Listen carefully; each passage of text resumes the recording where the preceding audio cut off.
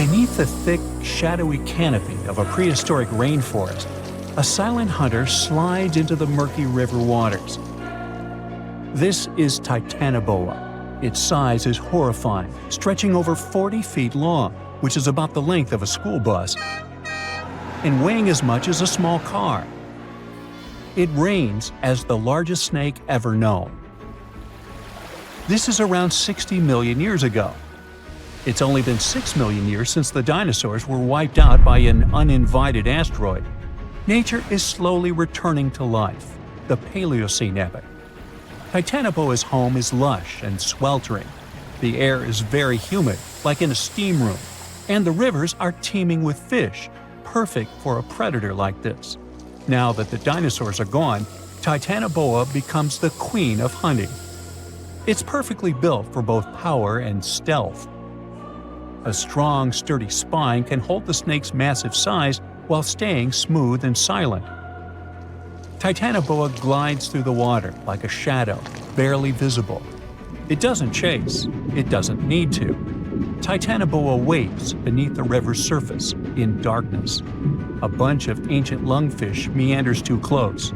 With one surge, it lunges, its jaws snapping shut. The fish doesn't stand a chance. Titanoboa's grip is unrelenting. After the prey stops moving, the snake immediately consumes it whole. For millions of years, this snake ruled the rainforests. Nothing could challenge it, not the prehistoric crocodiles, not the small mammals, not even the birds. But, as it turns out, it wasn't the only apex predator. Alongside Titanoboa, there was this entire family of snakes, a huge biological tree full of snake genomes and species. Their history spans around 100 million years, all the way to the Cretaceous period. We find their fossils all over South America, Africa, India, and Australia.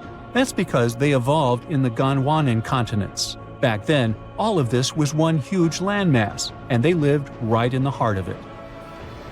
Now, this family coexisted with all the dinosaurs. The dinosaurs ruled the world back then, and the snakes couldn't be all that dangerous. They lived in the dinosaur's shadow, adapting to survive. Some of them fed on small mammals. Others waited for the dinosaur eggs to hatch. Some were super bold and went straight for baby dinosaurs. Fossils of one species showed the remains of a little titanosaur, that giant long-necked dinosaur, inside its stomach. And when the age of dinosaurs finally ended in a fiery cataclysm, it was time for these snakes to celebrate. After the asteroid disaster, the world entered a new era of heat and humidity. The warmer the climate, the easier it is for cold reptiles to thrive. Snakes, including Titanoboa, grew larger than ever, but so did the members of this family. All the snakes spread across continents, growing larger and scarier by the century. And eventually, Titanoboa stopped being the only ruler of jungles. Fast forward to about 47 million years ago. Now it's the Middle Eocene epoch, the tropical lowlands of what today is Western India. A lush, swampy place, full of rivers and pools. The earth was warmer, with turtles and crocodile-like creatures basking in the sun. And there evolved the largest and most fearsome predator of them all, Vasuki Indicus. Even the name feels important. Vasuki, the serpent king of Hindu mythology, a colossal snake that's coiled around the neck of Lord Shiva, strong and loyal. And the Indicus part is because the snake's fossils were discovered in India. Vasuki surpassed Titanoboa and grew to a jaw-dropping length of 50 feet, like a 4-story building. It also weighed as much as a small elephant. Unlike Titanoboa, who preferred to hunt in the rivers, Vasuki mostly hunted on land, though it still could venture into the water when needed. It prowled the marshy ground with quiet, calculated movements, blending with the dense undergrowth. Vasuki also ate crocodiles, massive turtles, and even early whales in local water pools. No one stood a chance. It had immense muscles and squeezed with unimaginable force. But the snake's jaws were much scarier. Unlike Titanoboa and today's pythons, Vasuki couldn't swallow massive prey whole. Instead, it ate them alive with its teeth, just like this. Fast and absolutely brutal, it was an apex predator of its time. And don't forget that we're not talking about one Titanoboa or one Vasuki. These snakes were part of entire populations. In the Paleocene, rivers were full of various Titanoboas. Some were younger, smaller ones, fighting for survival, while the oldest and largest ones dominated the waterways, in the same way as generations of Vasuki Indicus competed with each other for thousands of years. Through the years, many siblings of this family got themselves a region to rule over. For example, alongside Vasuki, this big guy was thriving in northern Africa, in what is today's Egypt. Back then, this land was full of water and swamps. Before we learn more about other snakes, this one was considered the largest, about 36 feet long. That's still bigger than today's most powerful snakes, like the green anaconda. But then, we reached the Pleistocene epoch, from about 2.5 million years ago to only 11,000 years ago. Modern humans were evolving all over the world, and now the snakes had a new problem, an even worse one than dinosaurs. While we were developing brains, in Australia, there ruled the local king of snakes. Their names also come from legends. That's how indigenous Australians called their mythological rainbow serpent the creator of the world. It's like a problem of a chicken and an egg. Was the snake named after a deity, or did the Aboriginal people create their deity after a snake? Ancient Australians coexisted with those predators for thousands of years. They warned their children how to avoid dangerous spots, passing down stories of the terrifying serpents. In their legends, the great rainbow serpent was shaping the land, rivers, and features of the world. These legends were most likely inspired by the powerful nature of those snakes. If only they knew that these animals weren't even as huge as Vasuki or Titanoboa. Though they were still dangerous. Urlungor was up to 26 feet in length. They preferred the more green and humid parts of Miocene Australia, like waterways with lush plants around the riverbanks. And there was much more potential prey. Urlungor had a thick body as wide as a human thigh. It loved to hunt in what is today the northwest Queensland. Its fossils were found in the limestone of Riverslade. It was a fascinating find. The skull was almost intact, with teeth and everything, which is crazy considering that snake skulls are very fragile and usually don't survive fossilization. Just like snakes before it, Urlungor didn't rely on venom. It was a constrictor, quick and powerful. But at least now these reptiles weren't as brutal. Their hugs quickly caused cardiac arrest in their prey. So the end came rather quickly. Also, they no longer could swallow the prey whole, and didn't have the same sharp teeth as Vasuki or Titanoboa. So both Urlungor and Wonambi had to eat very slowly, just like pythons today. Meanwhile, Wonambi was about 20 feet long. This one had a similar head, so it could only hunt marsupials, reptiles, and other little things that ventured too close. Wonambi's domain was the waterhole.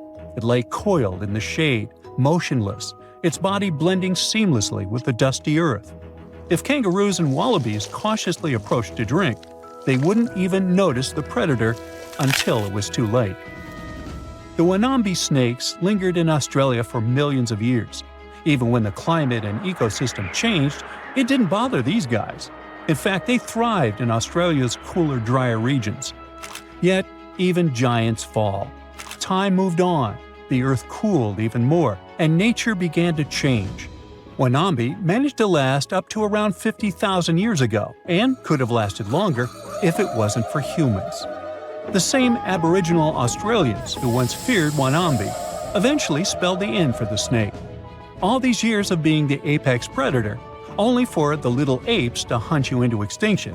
But that's how evolution goes. Eventually, all the giant snakes disappeared, leaving behind only their fossils and stories like this one. No one expected such a strong storm. It's too dangerous to sail back to the land because of high waves and winds. But suddenly, you notice a small green island nearby. You and your friend are about 25 miles off the coast of Brazil. You were fishing and didn't notice black clouds obscuring the blue sky. You're approaching the unknown island and see a Coast Guard boat behind you. People from there are screaming something to you, but you can't make out the words because of the thunder. They tell us we should stay away from that island, your friend says. Despite the warning, you still sail since there's no other way out. Around the island, you notice sharp rocks sticking out of the water like knives in the dark. Now you realize what the Coast Guard warned about, but it's too late. Your boat hits a rock. The bottom is pierced. You start to sink. The rain and wind are getting stronger. Both of you fall overboard. Then darkness comes. You wake up in the morning because of the scorching sun and a dry mouth. Your friend and the wrecked boat are lying nearby. Apparently, you'll have to wait for rescuers to get out here. Now, in the light of day, you can see how dangerous the island's coast is. It's surrounded by rocks, and you're lucky you've survived. Getting out of here will be difficult. Together with your companion, you decide to look for coconuts and bananas. Your friend goes to the wreckage and pulls out a bag of medicine. Then, both of you leave the sandy beach and enter the dense jungle. A couple of steps later, you hear a strange hiss. You see your friend. His eyes are filled with horror. Goosebumps run down your back. You feel something alive crawling under your feet, and there's a lot of it. You look down and notice slithering snakes. There are dozens of them. They wrap around your legs, get into trees. They're everywhere. Don't move, your friend says. I think I know where we are. You want to ask him a question, but fear takes away your voice. He reads your face and answers the question. We're in one of the most dangerous places on Earth, the Brazilian Snake Island. These are not just some ordinary snakes. This is the golden lancehead, one of the most venomous reptiles in the world. You can find them nowhere else on the planet except for this land. They evolved here naturally, without other snake species intervention. That made their venom 5 times stronger than the venom of ordinary vipers. They're practically the only owners of this island. Nowhere else in the world will you find such a concentration of creeping reptiles on such a small piece of land. And now, they're glad that 2 big lunch meals have arrived. There's little chance of survival, but you're gonna try. The first thing you need to do is get out of your stupor and find a thick stick. This is your best tool right now.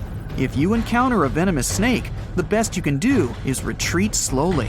But this time, there are too many of them. They're aggressive and hungry. Together with your friend, you fight off the snakes with a stick. But there's more and more of them coming.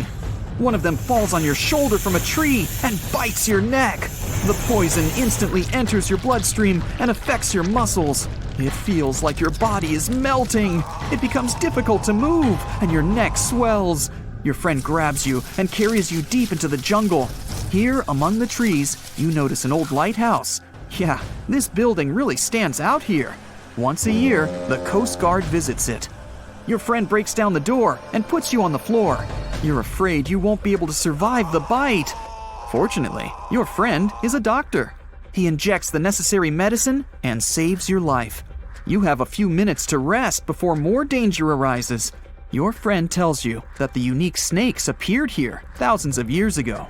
This island was part of Brazil for a long time. Then, massive floods separated it from the continent. This part of the land was cut off from the whole world, which helped the formation of a unique ecosystem inside. Vipers that lived here evolved into golden lanceheads. They quickly became the main masters of the island and destroyed all the other animals. But how did they manage to survive without food, cut off from the whole world? They did it thanks to nature and evolution. This island is a transit point for many birds. They stop here to rest during long flights. These birds become dinner for the snakes. Previously, a snake bite almost didn't harm the birds. They were frightened and flew away, leaving the snake without food. But over years of evolution, the island's owners have developed such a potent poison that one bite was enough for a bird to never take off again. There's also a legend that a pirate hid treasures here a long time ago. And, so that no one would ever find it, he brought snakes to guard his gold. Of course, There's no chest with coins here, but the island is attractive for modern pirates, even today. Golden lancehead snakes are an expensive commodity, so bad people often visit this place to hunt the reptiles.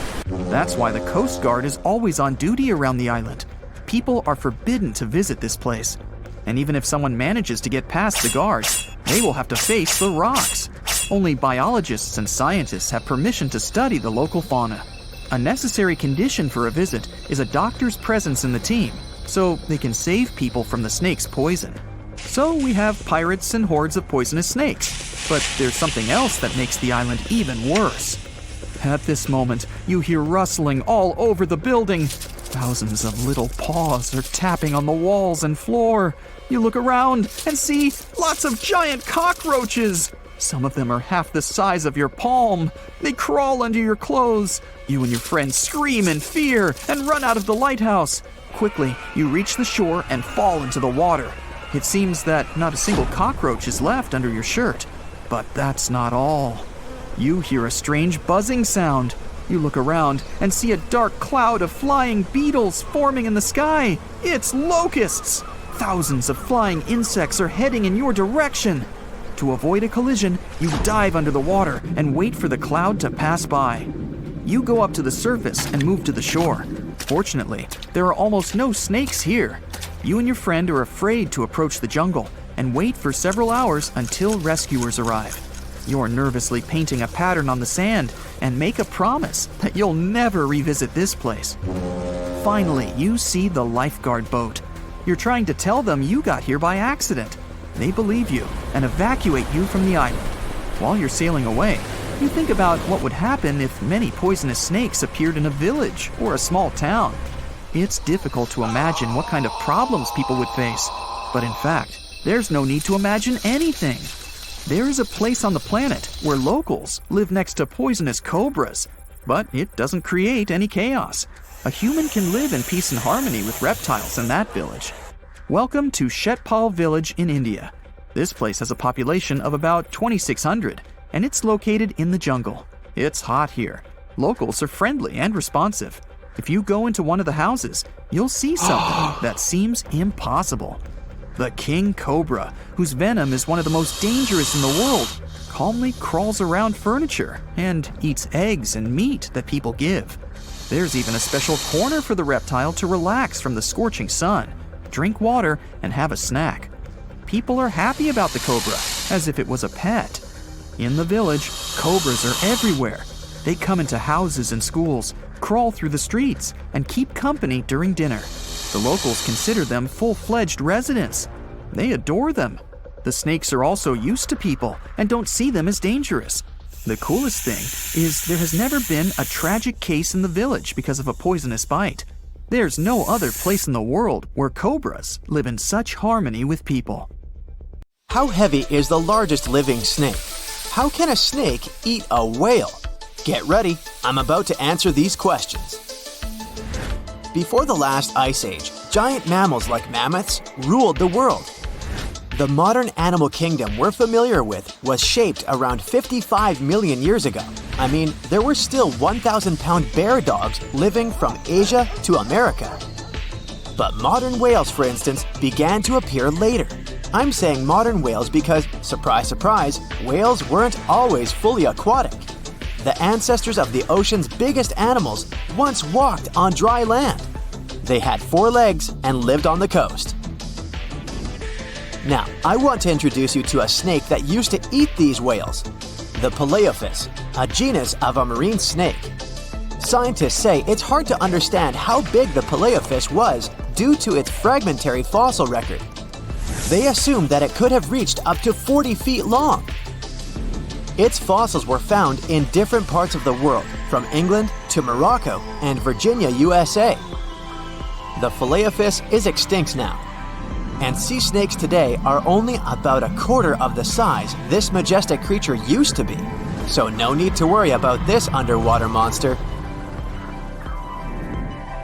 But there once was an even bigger snake, the Titanoboa. It was around 50 feet long and most likely weighed over a ton. It used to live in what is now known as northeastern Colombia around 60 to 58 million years ago. Scientists say that it mostly fed on fish. Another giant animal that lived in the past was the black Gigantopithecus. These primates aren't related to gorillas. They lived in the area of modern China. Some people believe that they're still alive, but so far, no one has laid eyes on them. Some people even go further and say that the stories of Bigfoot or Yeti are based on these animals. This rodent became extinct about 2 million years ago. Its main habitat was South America, more specifically, Uruguay. What's astonishing about this species is that it was the largest rodent ever known. It was bigger than a bull. Scientists believe that it weighed up to 1,000 pounds. A distant relative of this rodent is still alive today. It's called the pacarana. It's a rare animal that lives in South America. It weighs up to 33 pounds and measures up to 31 inches, not including its cute and fluffy tail. The Arthropleura was an insect that lived in prehistoric times. Imagine a giant millipede measuring up to 8 feet in length. Here you go. It was one of the largest land animals of its era, about 315 million years ago. The Arthropleura's shell was covered with tough plates. These plates were there to protect the creature from damage. Most of the time, it burrowed into the ground to avoid becoming some other animal's dinner. Meet the megalodon. Millions of years ago, this shark lived in the ocean and ate other marine creatures. It had wide teeth, and its jaws were so powerful that the animal could finish off its prey with the force of its bite. It was one of the largest sharks to ever exist. Yet, this predator also went extinct. Scientists don't really know the reason. This made me wonder why animals were so big in the past. Nowadays, smaller creatures flee or hide from predators. But apparently, it wasn't like this before. Many centuries ago, animals didn't just run or hide, they fought back. Research suggests that this behavior may have been the most important motivation for prey to grow bigger. A study compared the skulls of ancient animals to those of their modern peers. The skulls of predatory animals have become shorter and narrower, while the skulls of the animals they hunted have become longer and broader. This means that predators learned to become experts in hunting, while prey worked on developing their defense skills. You see, a larger body size was a great advantage because it made it harder for predators to take down the animals they hunted. The bottom line, self-defense made prehistoric animals larger. The second reason why ancient animals were larger is related to their bones. They had hollow bones, which are lighter than solid bones. This type of bone allowed large animals to move quickly. Let's take sauropods. They were a dinosaur subgroup. Sauropods had giraffe-like long necks and snake-like long tails. Compared to their body size, their head was really tiny. But since their bones were quite light, they could move around without having to carry additional weight. The eating habits of these animals were also related to their body size. When experts examined the fossils of one extinct mammal species, they found out that these animals had a diet that was high in nutrients and low in fiber. And this mammal was the largest land animal of its period. In other words, following this diet, mammals could grow to be very large. There was plenty of food out there, so they didn't have to worry about finding it. Fun fact, these animals also took chewing out of the picture. They could swallow their food in large pieces instead of taking small bites. Environmental conditions also played an important role in the evolution of larger animals in prehistoric times. Those animals tended to live in warm, moist climates that provided them with a lot of food. They didn't have to compete for food sources. Researchers believe that because of these conditions, natural selection worked in a certain way. I mean, body size was more important than such traits as agility and speed. Oh, and did you know that large animals tend to produce more carbon dioxide? And ultimately, a bigger volume of carbon dioxide increases the amount of vegetation in the animal's habitat.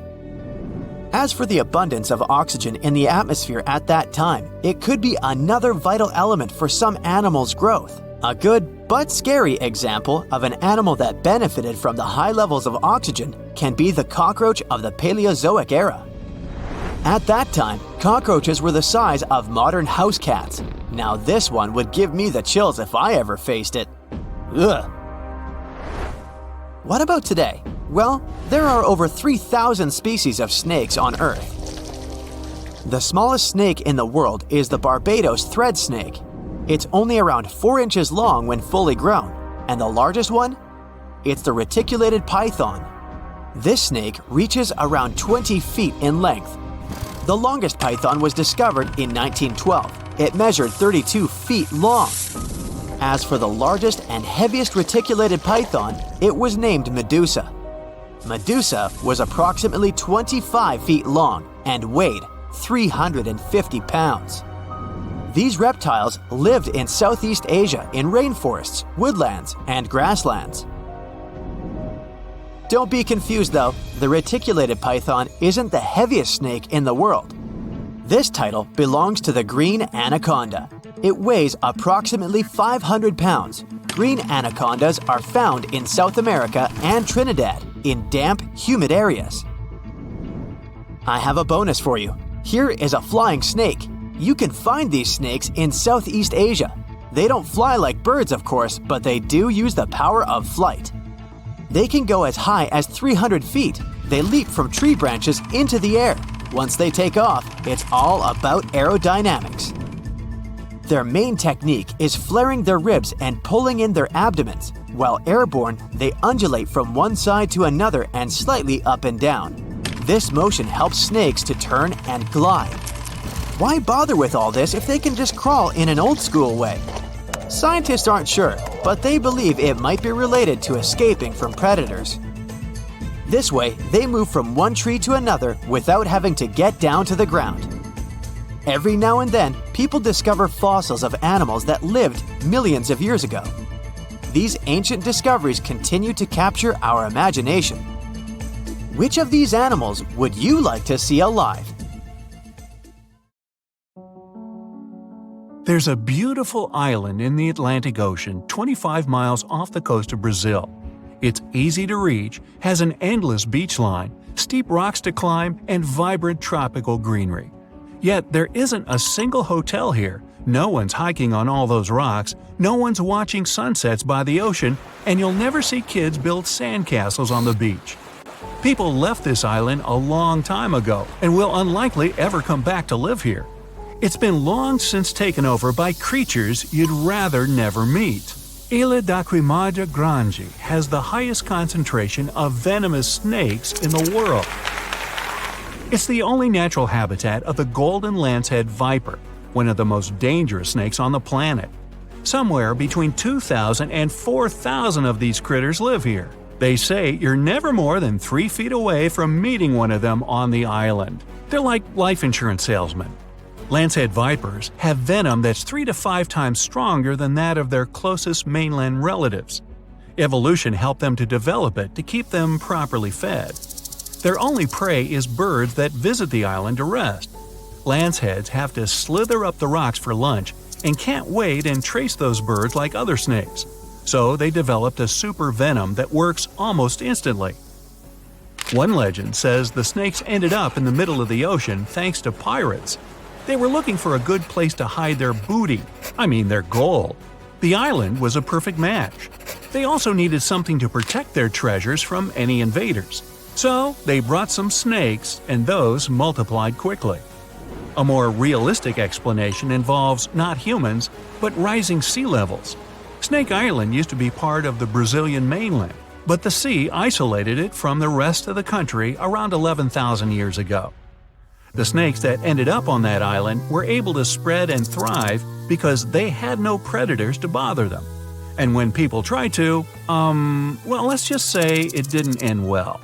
Another island legend is about a fisherman who came here to pick bananas. He didn't expect he'd have the company of venomous snakes, and they were ecstatic about a new item on the menu. The fisherman ran for his life back to the water, but had been bitten before he managed to jump into his boat. A couple days later, his boat was found, but he didn't make it through the journey. Snake Island has long been uninhabited, but it used to have a human population for a few years, from 1909 to 1920. It was the lighthouse keeper, his wife, and 3 kids. Their task was not to let people on the island. According to another legend, one night snakes got inside their house through the windows. The parents grabbed their kids and tried to escape to the boat. Sadly, the snakes were faster. No one of the family had survived that visit. The lighthouse has been automated. Now the Navy visit it regularly to check if it's in order and keep visitors away from the island. It's both for the safety of people and for the good of snakes that are a critically endangered species. Some of those people are tourists looking for adventures. Others are smugglers that capture and sell lanceheads for $10,000 to $30,000. Animal collectors and scientists are willing to pay that price. There are rumors that the venom helps cure heart conditions. In the past, someone tried to set the island on fire to get rid of the snakes altogether and clear the land for agriculture. But the snakes have an important mission. It's crucial to study them to better understand the whole lancehead snake family and to treat people who get bitten by them on the mainland. Such incidents happen a lot in Brazil.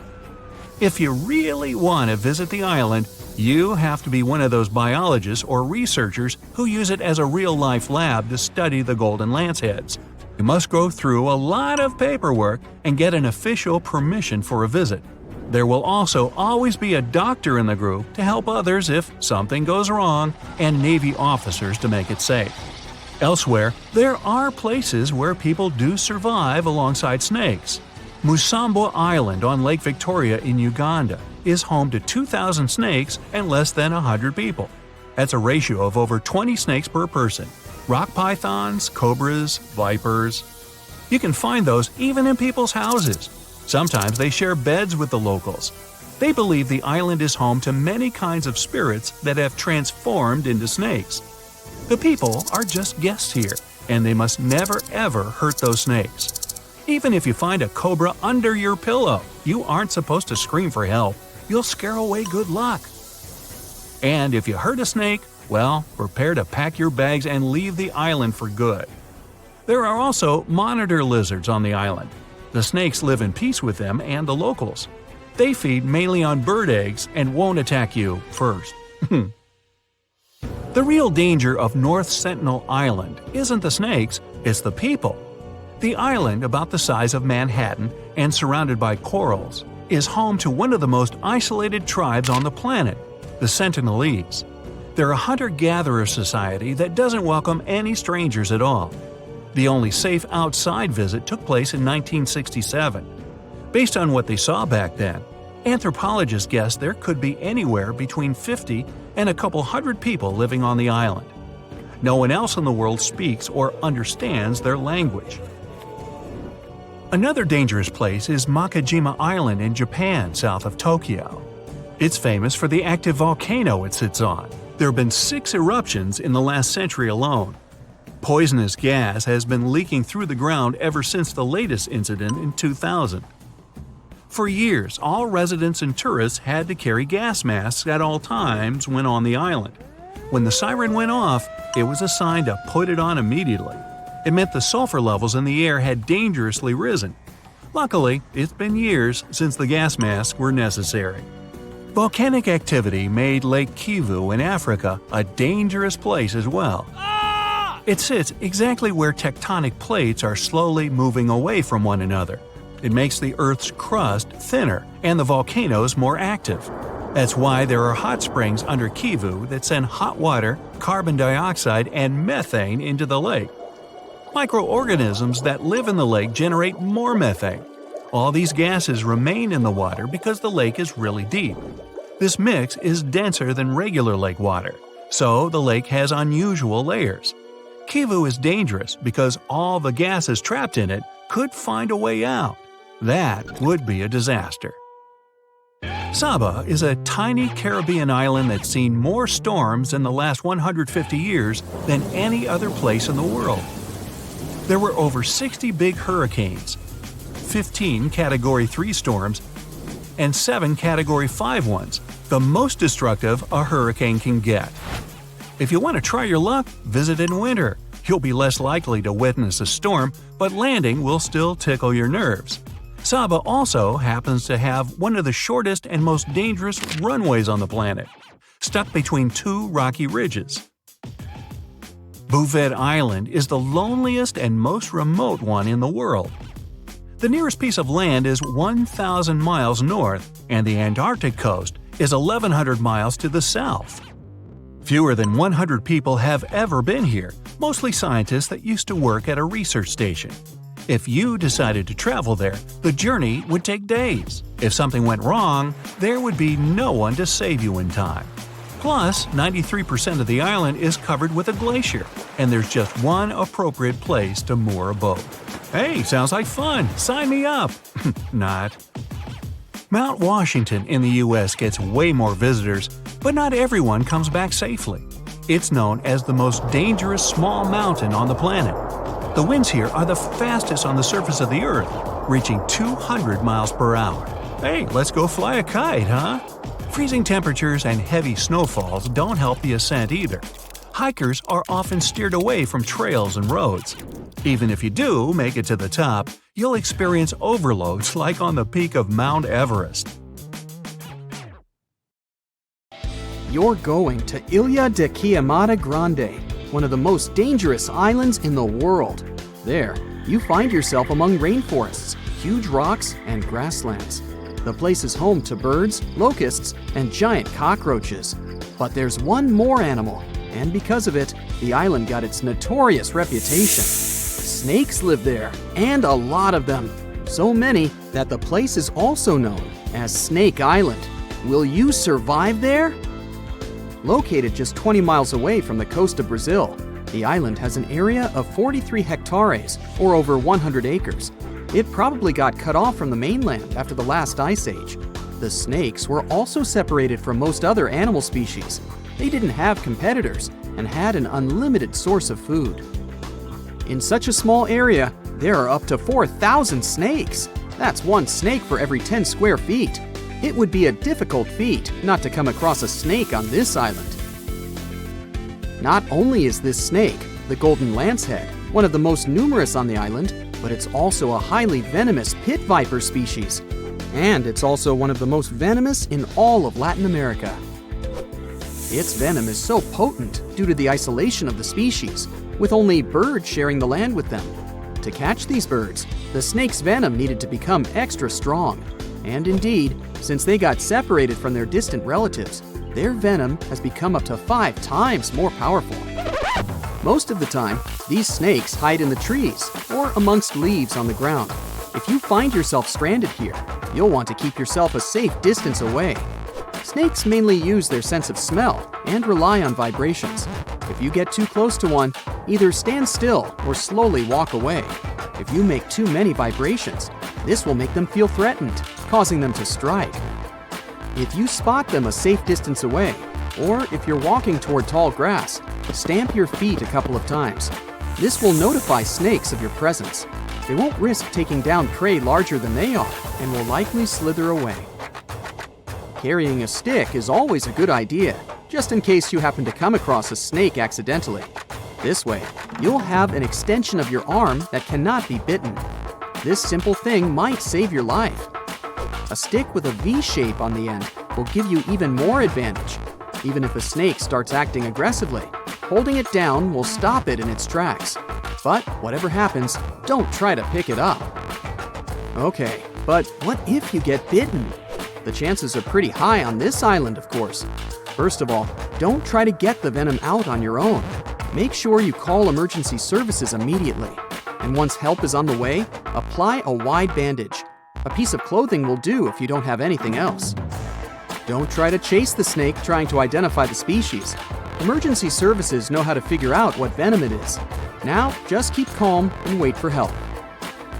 You might be wondering who you can call on this abandoned island. Well, since it's strictly prohibited to visit this place, there are signs advising to stay away all over the island, along with a number you can call if you run into trouble. Let's say you've successfully avoided getting bitten. The next thing to consider is what you can eat there. Snake Island was previously known as Ilha de Queimada Grande, where Queimada is Portuguese for forest being lit up, or forest fire. The reason for that was the fact that the entire island was deliberately set on fire to make room for a banana plantation. Unfortunately, the banana business didn't turn out to be a success, probably because farmers got sick and tired of snakes. But some banana trees still thrive today, and they can provide you with some much-needed nutrients. You'll also want some protein in your diet throughout your stay. Luckily, along with the snakes trapped on the island, there are also cockroaches. These giant prehistoric-looking roaches come out at night to feed on plants. Get that barbecue started and enjoy the rare delicacy this island provides. A great way to survive on the island is to avoid it altogether. If by chance you happen to be sailing past, keep in mind that this place was once connected to the mainland. Rocks beneath the waves are very likely to damage the bottom of your boat if you get too close. Make sure you keep an appropriate distance when traveling past. Sure, this island is intriguing, but please remember that no matter how close you get to it, you won't be able to see snakes from the boat. You can only see these creatures if you get close enough, which you really shouldn't do. And it's not only reptiles that make this location dangerous. Pirates visit the island quite often. Not the sea shanty singing peg-legged arr pirates, but bio-pirates who come there to capture the very thing that makes it so dangerous. They come there for snakes, to catch them and sell them illegally. Since the island got cut off around 11,000 years ago, the golden lancehead has evolved within its own unique habitat. So, although there are many reptiles on this island, they're still an endangered species. Due to their limited numbers, their value is very high, reaching up to $30,000 on illegal markets, which gives biopirates the motivation to catch them. I can think of better ways to make a living. Anyway, let's say you've got all the resources necessary to survive in one of the most dangerous places on Earth. Do you think you would manage this feat? Perhaps you think it's impossible. You'd be surprised at how possible it can be, if you know what you're doing. It turns out many have visited this scary place before. Research teams often come there. They study the golden lancehead snake, its environment, and its food sources for conservation purposes. But scientists always make sure there's a doctor on the team. There's also a lighthouse on Snake Island. It had been operated by people until the 1920s. Then it became automated. One guess why. Brazilian authorities visit the lighthouse once a year to make sure it's still functional. Locals on the mainland know the reputation of the island, so the stories of people going missing are minimal. But one group of fishers once got too close to the island. As they were sailing along their normal route, they accidentally neared the shore. Their boat hit a rock under the waves and began filling with water. As the boat was quickly sinking, the men had only two options: to try to survive in the rough sea or swim to the shores of Snake Island. It was a hard choice to make. After all, they had heard the stories, and it wasn't just about snakes. Rumor had it that the island was cursed. Regardless of the stories, the fishers chose to take their chances with Snake Island. After making it to the shore, they tried to be careful. Their knowledge of the island could help them survive. Most importantly, they knew to avoid the rainforest at all costs. As the men got hungry, they carefully walked along the edge of the forest, warily collecting bananas. They were mostly sitting, waiting, and conserving their energy. They could only drink water when it rained. It was just enough to sustain them. They slept on the beach, unprotected from the elements and weather. And all the time, they were so close to the comfort of the lighthouse or caves. They were probably overly cautious, but it was either enduring some discomfort or risking their lives for a dry bed. They didn't yield to the temptation. They managed to survive for 3 days without being bitten by a snake. After that, a passing boat finally rescued them. So, now you know, anything is possible. Back in 2009, people in Ishikawa, Japan, saw a kind of rain no one's ever seen before. It was raining tadpoles. First reason is that the wind that day was so strong, it lifted and carried all those tadpoles away in no time. The second possible reason is that big birds, such as gulls, just dropped them while they were flying to their nests. Some scientists believe these creatures were hauled off the ground by a waterspout and rained down later. By the way, that day, people found not only tadpoles, but also frogs and fish instead of puddles. And yep, it can be raining worms too. Some people claim they've seen snake rains. Yay! It was a lovely spring in 1876 in Bath County, Kentucky. Mrs. Crouch was making soap in the yard of her house when she suddenly noticed it started raining meat. It wasn't ground meat. Those were large 3 inches in diameter chunks of meat falling right on her. 2 volunteers were brave enough to try that grisly-looking meat of unknown origin, and they said it tasted like lamb or deer. Well, they were no foodies. It turned out to be beef. Such cases were registered in Europe too, and the only logical explanation of meat showers is that buzzards flying over just drop meat pieces they say for lunch. With no luggage, their bodies are lighter and they can fly easier. Wow, I wish it rained donuts on me once. Rains aren't unusual for Oakville, Washington, but this one still doesn't have any solid explanation. Instead of common raindrops, people watch translucent jelly-like blobs falling down from the skies. These little things covered about 20 square miles. Those who got really close to that sort of rain said they felt bad the next day. Scientists studied those blobs and realized they contained human white blood cells, but other tests later showed it wasn't true. Some people think these might have been evaporated jellyfish, which resulted in rain, or it could simply be some waste from a commercial plane. Almost the same thing happened in 2012 in Dorset, UK. During a hailstorm, people found gelatin balls together with hailstones. Researchers collected these goopy balls and stored them in a fridge to study later. Turns out it wasn't necessary, since the slimy blobs didn't melt at room temperature. No one is sure even now about where the balls came from, but the first idea was that those were eggs of some aquatic animal carried by birds right up in the sky. Later tests proved that the jelly substance was a chemical that acts as a waterlock and is used in many commercial products, even cables to protect them from water. Australian spiders are notorious, and to frighten people, they even learn how to rain. Spider rains are a pretty common thing for Australia because of ballooning. They climb up trees, then spin strands of silk, and that's why the wind can carry them away. Usually people don't notice it, but when it's wet, hundreds of spiders climb up to more desirable places. People say that when it rains or snows, it's possible to see spiders literally drift down on those webs as if they were balloons.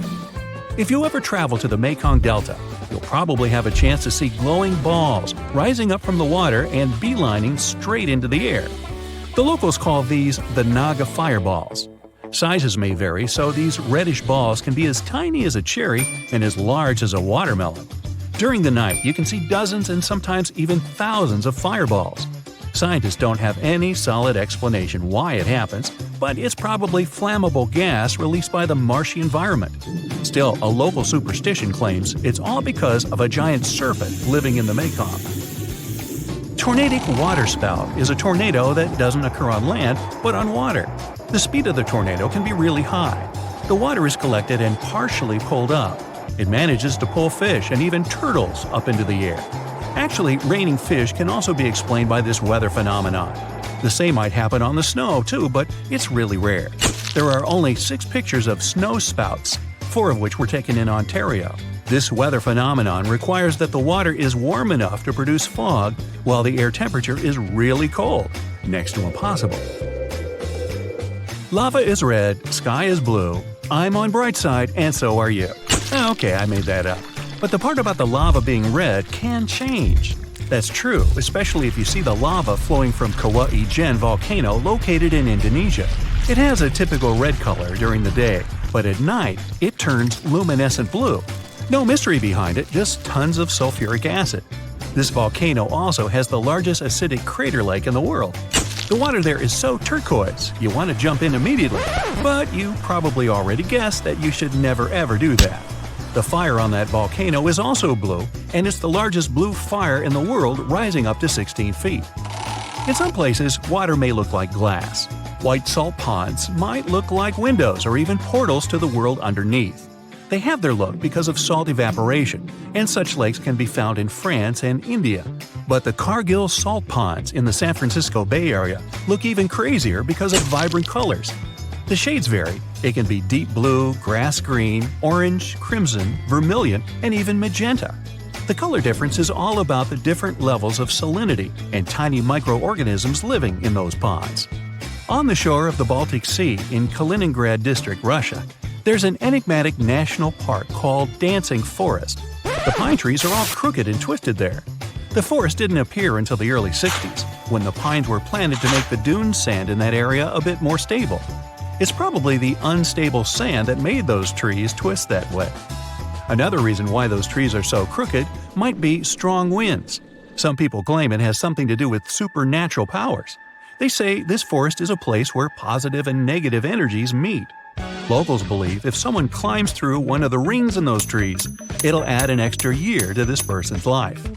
The throbbing hum in Taos, New Mexico has driven locals crazy since the 1990s. Low-frequency hum doesn't let you sleep normally. Even though scientists tried so hard to find the source of the hum, they failed. They blamed it on mechanical devices and even animals. The West Seattle hum, for example, was related to toadfish. Different variations of hum were also heard in the UK, Australia, and in some areas of the United States. Luckily, only about 2% of the world's population can hear it. Noctilescent clouds, or simply night clouds, are so rare because 1. They only form in summer, and 2. They can only be seen at latitudes between 50 and 70 degrees, both north and south. To see those clouds, the sun should be already below the horizon, but the clouds still have to be in sunlight. It's possible for the highest clouds in the atmosphere, which are located about 50 miles up. We can't see them during the day because they're too faint. Fairy rings, also known as elf rings or pixie rings, are the enigmatic rings of mushrooms that appear in grasslands and forested areas. Scientists can't explain why these fungi can form nearly perfect circles. But the superstition claims that fairy dances would burn the ground, causing mushrooms rapid growth. In fact, it's partially true. The mushrooms grow in places where grass withered. The Amazon River, one of the longest on our planet, stretches for 4,000 miles, which is more than a drive from Vienna to New Delhi. But there's one river in South America that beats the Amazon River twice. First, it's wider. Second, nobody ever saw it. It's an Amazon underwater twin called the Hamza River, and it runs 2.5 miles underneath. Scientists found it 10 years ago, back in 2011. Don't blink, or you'll miss this rarest weather phenomenon. Red sprites are electrical discharges in the sky that look a bit like an aurora. It's super powerful, about 10 times stronger than any regular lightning, but it lasts just a couple of seconds. They were first photographed in 1989, and there are still very few photos and video recordings of this lightning. To make a video that can clearly show red sprites, it should be at about 7,000 frames per second. Well, I'm out. You're strapped in a boat cruising down the Amazon River with the sun scorching hot. As you check out your map, your boat starts rocking back and forth. The water is starting to get more intense, so you hang on for dear life. You tuck your map in your pocket and try to take control of your boat. You strike some jagged rocks and duck low to avoid tree branches. Your boat strikes a large rock out of nowhere and capsizes. You're swimming in the murky green water. While you're trying your best to get ashore, your boat gets washed away. Underneath the water lies a whole new world of bizarre and dangerous animals. Candiru fish are snake-like creatures that can grow up to 16 inches long. Arapimus can weigh more than an adult male and are taller than most basketball players. They are the biggest freshwater fish in South America. They have a hybrid gill system that forces them to pop up to the surface every 5 to 15 minutes to breathe in oxygen for their large swim bladder.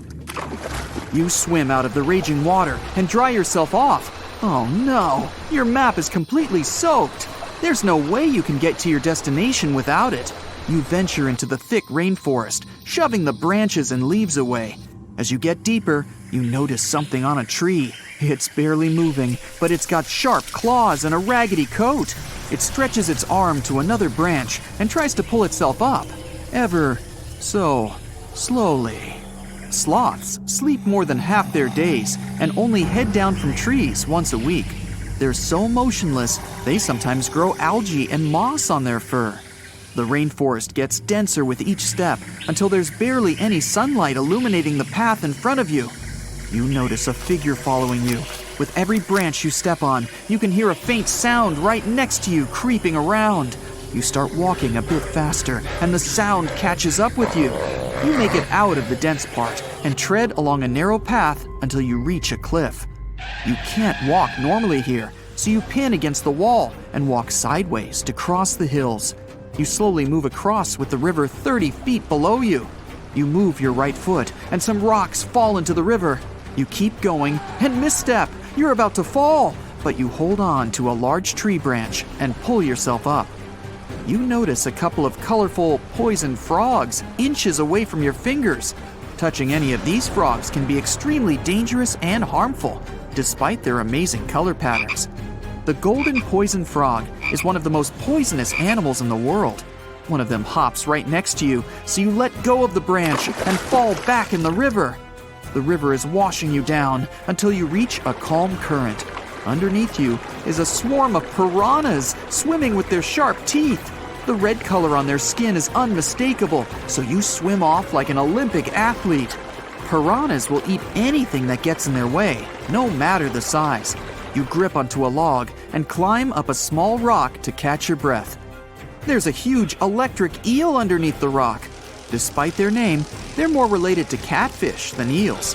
They use their powerful 600 volts of electricity to defend themselves and catch food. You're stuck, unless you're like the common basilisk that can run on the water like a jet ski. These incredible lizards have special webbing on their toes and can run the distance of a basketball court. You hop on a bunch of rocks until you reach the land. You continue walking along the riverbank until you come across a moving rock. You rub your eyes and see it moving again. It's a dinosaur-looking turtle that resembles a crocodile with armor. The mata mata is a freshwater turtle that disguises itself with its surroundings to catch prey. Their heads stretch longer than their bodies. You shimmy your way past it and continue. You head back into the rainforest and find a spot to rest. Wait, there are giant ants everywhere.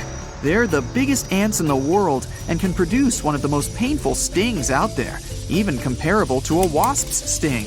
You immediately get up and find another place to rest. As you continue walking along, you notice the same feeling of something following you. You can hear some leaves rustling, but it's getting dark and there's no way of telling. You find a nice little spot to build a campfire and catch some Z's. But in the Amazon, everything is a threat, except for those cute capybaras wandering around. They live in groups next to water sources. They're also the biggest rodents in the world. You don't need to worry about them if you're stuck in the middle of the Amazon rainforest. Suddenly, you feel something slithering up next to you. You look down and see a massive green anaconda just about to constrict you. They are the heaviest snakes in the world and can grow up to 20 feet long and have a huge appetite. You get up and sprint your way out of there. All right, you found a decent cave to crash in.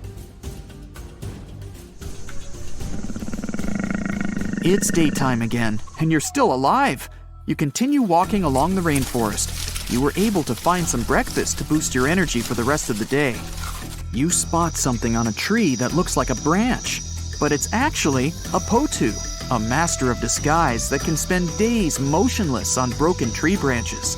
These bizarre birds use those branches as their permanent home, where they lay their eggs and chill all day. You continue your way through the rainforest and see a Brazilian wandering spider crawling on a tree branch right in front of you. 8 of these species can be found in the Amazon area. They are some of the most aggressive and venomous spiders out there. So, you make a big detour and walk away from it. You feel someone walking next to you again, but you still can't figure out what it is. You see a steep cliff with a waterfall hitting a large lake ahead of you. Looks peaceful, until you see a team of black caimans gathering around the shore.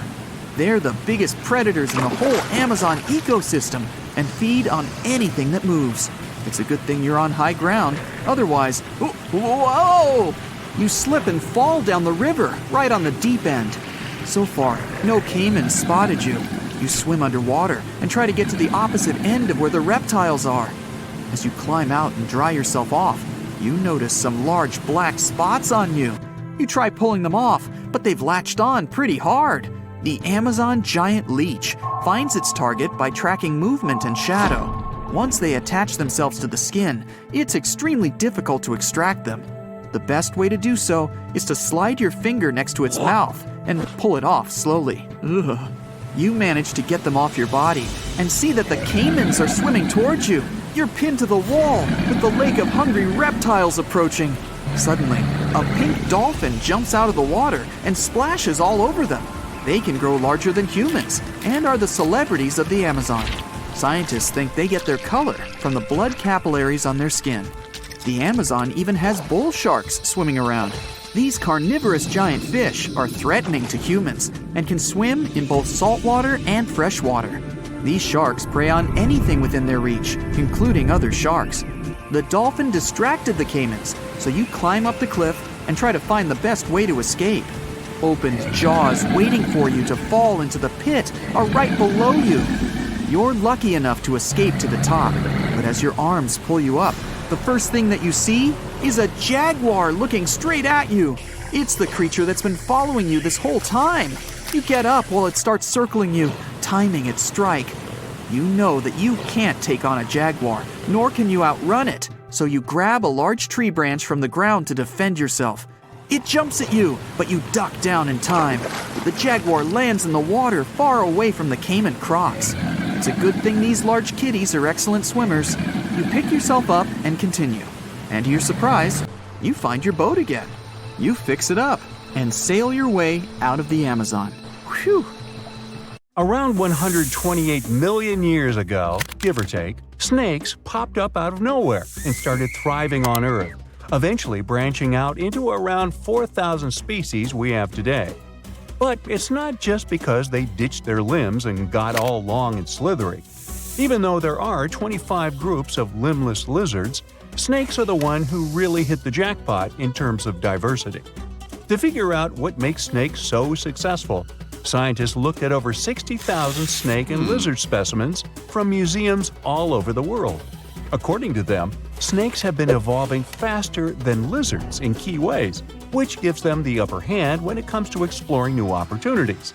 So if you think this is creepy, hey, I'm right there with you. But let's push forward. One major factor of their success is their feeding habits. With their flexible skulls and keen sense of smell, snakes can eat animals way bigger than their heads and track down prey like champs. When dinosaurs got wiped out around 66 million years ago, snakes were ready to adapt to the changing world and fill those empty spots. Now, we're not sure why snakes evolved so quickly, but it's clear that there's something special in the grand scheme of evolution. Just like the sudden explosion of flowering plants, these macroevolutionary singularities have shaped life on our planet in unexpected ways. Now, snakes can be found almost everywhere on Earth, showing off a wide range of traits and habitats. They can be found in deserts, rainforests, grasslands, and even deep oceans. All snakes are predators, munching on different prey, including insects, small vertebrates, other snakes, and sometimes even larger mammals or humans. Ow! However, you won't see any snakes in Ireland.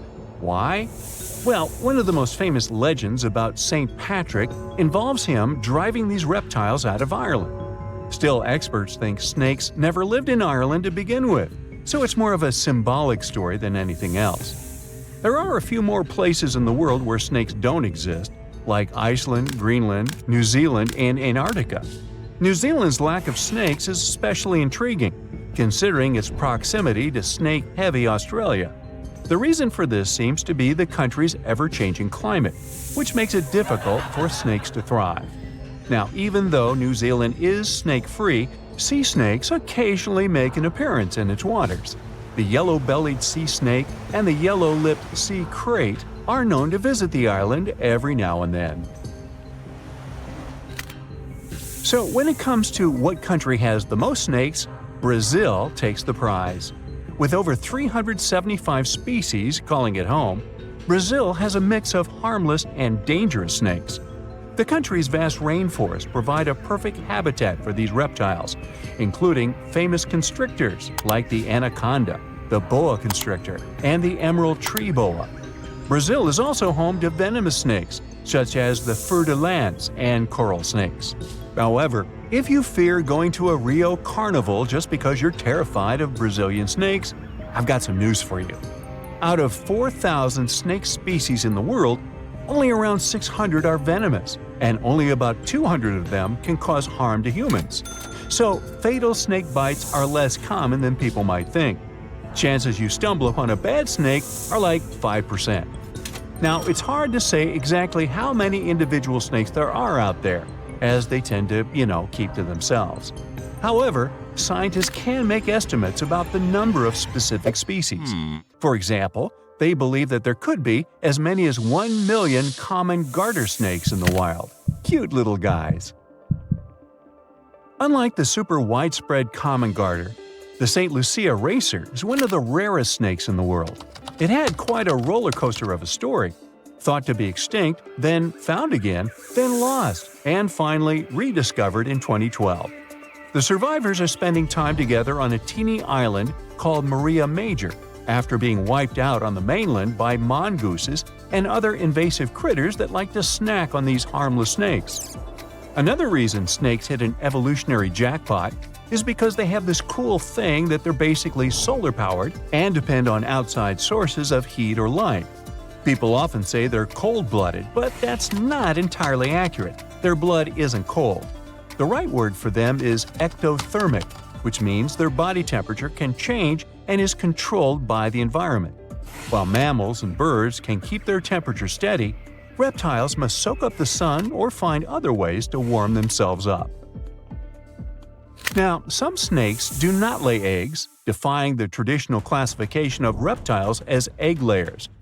While it may have been taught at school that all reptiles lay eggs, nature has its exceptions. About 70% of snakes lay eggs, but those living in colder environments give birth to live young because eggs would not survive in such conditions. Nature always has a way of challenging our expectations and classifications. Snakes are a successful group of tetrapods, even though they don't have the 4 key-footed feature that tetrapods are named after. Despite this, or maybe because of it, snakes are super diverse. It might seem like this diversity dates way back to the times of dinosaurs, over 100 million years ago. But modern snakes seem to have emerged more recently. Fossils and DNA suggest that snakes started to spread out and evolve after the mass extinction event that wiped out dinosaurs. They took advantage of the empty habitats and niches left behind by the long-gone species. In terms of movement, snakes are super flexible and can crawl, burrow, climb, swim, and some can even fly. The ancient ancestors of snakes were quite different from what we see today, with some species even having well-developed limbs. Snakes continue to evolve through the late Cretaceous period, with various species appearing around the world. Only a handful of modern snake families emerged later, millions of years after the extinction of dinosaurs. The snake fossil record is patchy, making it hard to piece together their evolutionary history. To make sense of it all, scientists turn to DNA analysis. Molecular clock techniques help estimate when various snake lineages split off from each other, suggesting that most of the modern snake diversity is younger than dinosaurs. Only a few snake lineages survived the mass extinction event at the end of the Cretaceous. But these few survivors managed to give rise to the incredible diversity of snakes today. Some snake families persisted for millions of years until they eventually went extinct, while others thrived and diversified in the aftermath of the mass extinction event. This pattern of survival and rapid diversification resembles what we see in the bird and mammal fossil records after the extinction of dinosaurs. The ability to burrow, hunt in the dark, and go long periods without food helped some snakes survive the chaos after the mass extinction. Their flexibility and adaptability allowed them to find shelter and thrive when other species couldn't. Snakes can be some of the scariest animals around. Most snake species are harmless and don't bother humans. Even if they wanted to, most snakes are too small to pose a real threat to people. But there are some big snakes out there that can eat surprising things. The largest animal ever eaten by a snake was a 150-pound hyena devoured by an African rock python. I'll bet that hyena wasn't laughing then, huh? Before that, the biggest meal on record was a 130-pound impala eaten by a rock python. That's impressive. The biggest snakes in the world are constrictors. They tend to suffocate their prey. To eat large prey, the snake itself has to be huge. African rock pythons, green anacondas, reticulated pythons, Burmese pythons, Indian pythons, and amethystine pythons are all contenders for the title of the largest snake in the world. They can grow to incredible lengths and weights. And that's it. I'm done with snakes now. Ew.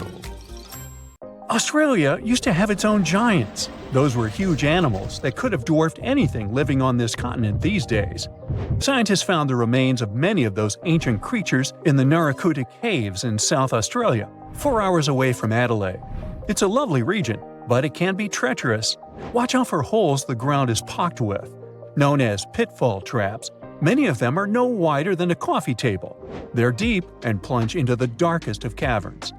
One of such caverns is called Victoria Fossil Cave, and it's a treasury that's been hiding the bones of around 45,000 animals for centuries. Some of the oldest bones belong to creatures far more terrifying than any animal you can encounter today.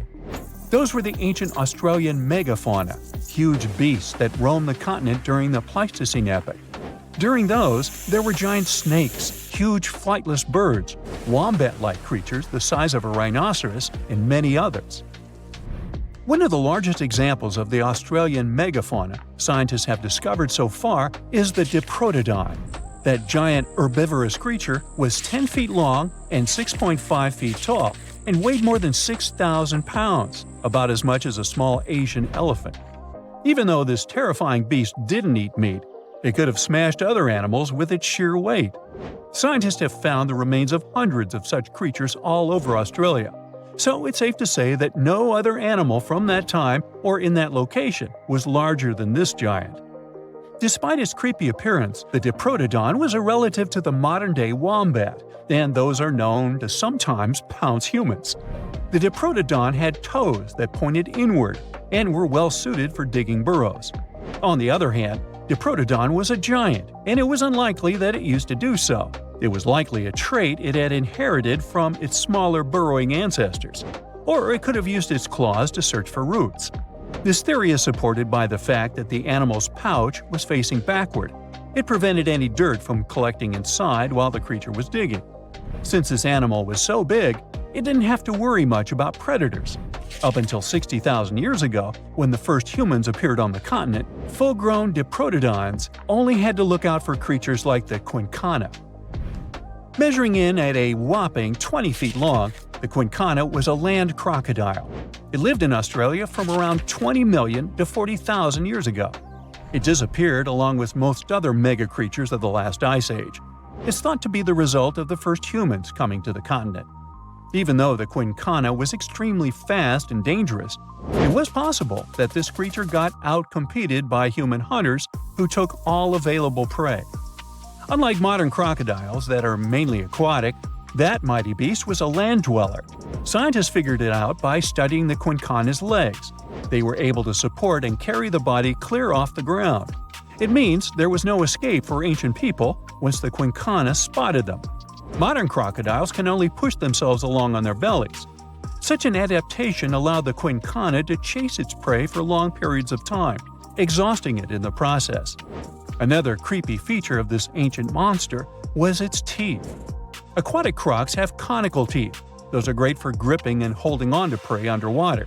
But quincana had knife-like teeth, ideal for slicing soft-bodied animals like, mammals.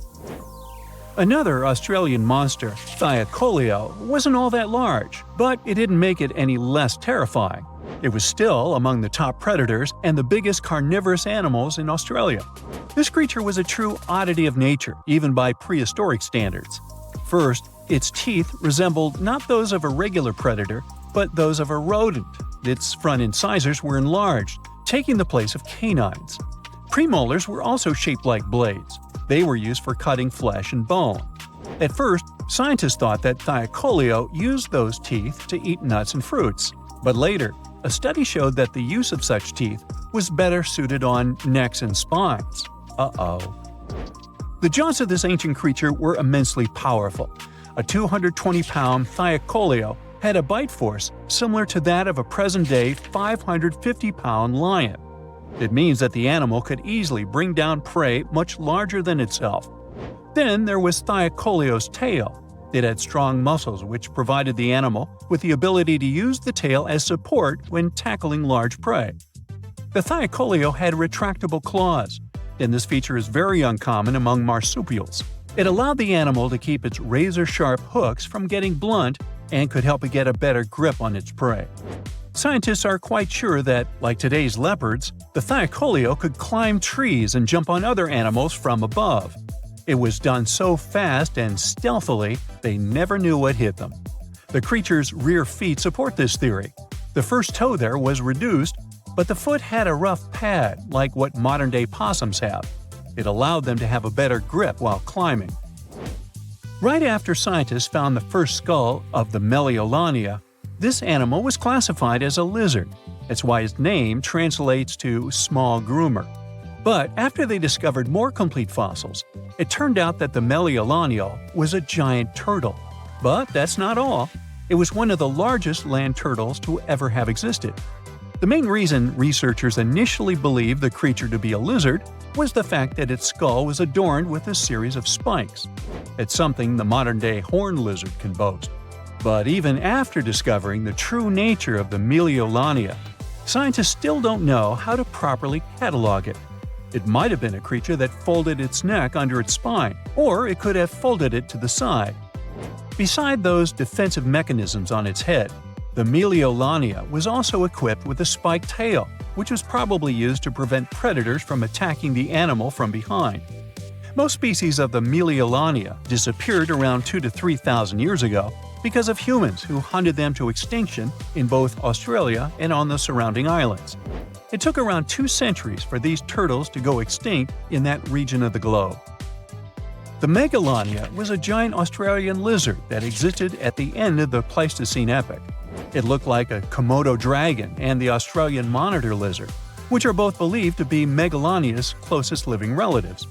Fossils tell us that the ancient animal was anywhere from 15 to 26 feet in length. Ow! The youngest fossil remains of this ancient Australian monitor lizard date back to about 50,000 years ago. The first indigenous settlers must have encountered Megalania, which led to the lizard's extinction. Originally, scientists thought that the Megalania was the only member of the genus Megalania, but these days it belongs to the genus Varanus, which means that the prehistoric creature is closely related to other Australian monitor lizards. Our next giant creature on their list was once dubbed an ostrich on steroids. I mean, look at it. It was the last of the thunderbirds to go extinct in Australia. The Gigantophis lived on the continent at the same time as early humans. They might have coexisted for 15,000 years or so before the huge bird eventually disappeared. This theory has some proof. The bird's fossils found along with human artifacts.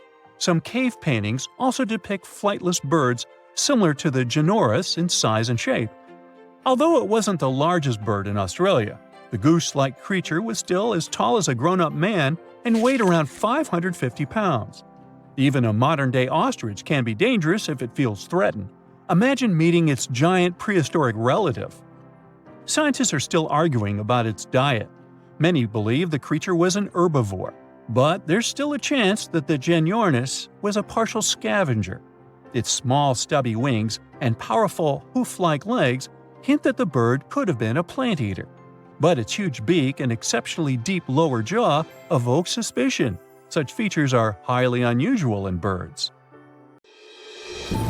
Guam is not like any other island. It should be, from the looks of it, a peaceful green paradise in the vast blue of the Pacific. But something happened here that changed this place forever. Guam was invaded by awful little creatures, millions of them. Ecologists can't catch a break in this place. One time they had a cool island get-together. People roasted a whole pig over a fire, laughing and talking. But when everyone stepped away for just a moment, something else decided to crash the party. When they returned, they saw it. a thick snake wrapped around the roast pig. Its eyes shimmered under the fading firelight, scales reflecting the embers. It was eating, swallowing the chunks of pork whole. A brown tree snake. This creature wasn't supposed to be here in the first place. It's an invasive species. It crept onto a cargo ship back in the 1940s, and in the years that followed, it couldn't stop bothering the island's true inhabitants, the birds. Guam was once a paradise of chirping, singing life. Its forests were home to 12 species of birds, so the air was always filled with beautiful whistles and calls. That is, until the snakes came. They slithered through the trees, finding nests, devouring eggs, and wiping out entire generations before they could even hatch. And in just 40 years, the jungle fell silent. Out of the 12 bird species, 10 are completely extinct. The last 2 are barely clinging on. The Guam kingfisher is a funny bird with a cute long beak. It was only saved by a last-minute effort to capture a few survivors. It went extinct in the wild, but ecologists managed to keep them in zoos for decades. And thankfully, there is great news. This year, things have improved for these guys, and now scientists released a handful of them in the jungles about 3,600 miles away. Another barely saved species is a Guam rail, also called Coco by the locals. The poor thing can't even fly, a ground bird completely defenseless. Thankfully, people relocated these guys on other islands and helped them make it. But the true horror of the brown tree snake wasn't just its hunger, it was its stubbornness. Now, most predators only eat what they need, but brown tree snakes, they stop at nothing. These guys have zero chill. They'll go for animals that are too big for them to swallow. They'll try to eat random stuff like trash. And if they realize that they literally took a bigger chunk than they could bite, they'll just leave the leftovers to rot. It's horrifying. When researchers were trying to understand why the birds were disappearing suddenly, they gave them tiny radio transmitters to track their movements. But every time scientists went to check on tagged birds, they kept finding the tracking signals inside the snakes, or in bodies left by the snakes. Oh, and now these snakes have nothing to eat. Millions of them. You'd think they'd just give up, but nope, they decided to change their diet. Rats, lizards, garbage, each other. Yep, these guys aren't picky. What's even crazier is that it was just the beginning. Birds aren't just there to sing pretty songs. They eat things like bugs and help keep nature in balance. And when they disappear, you can tell because something starts taking their place. Spiders. Guam's spider population absolutely exploded. The place is drowning in silky webs and creepy little legs. Especially the banana spiders. Giant golden-bellied creatures that build sprawling webs bigger than anything seen on other islands. Or the huntsman spiders, the size of a human hand.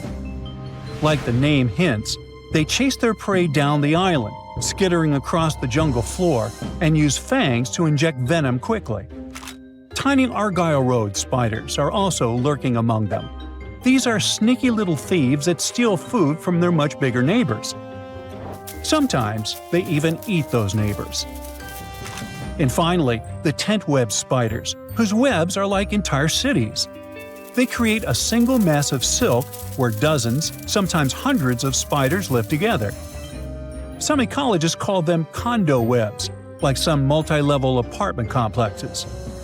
These condo webs stretch from the ground all the way up to the jungle canopy, so the forest starts looking like a Halloween party. You can wrap into these things like a mummy. It became so common that hikers started carrying spider sticks, long branches used to sweep away the webs before they got caught in their faces and clothes.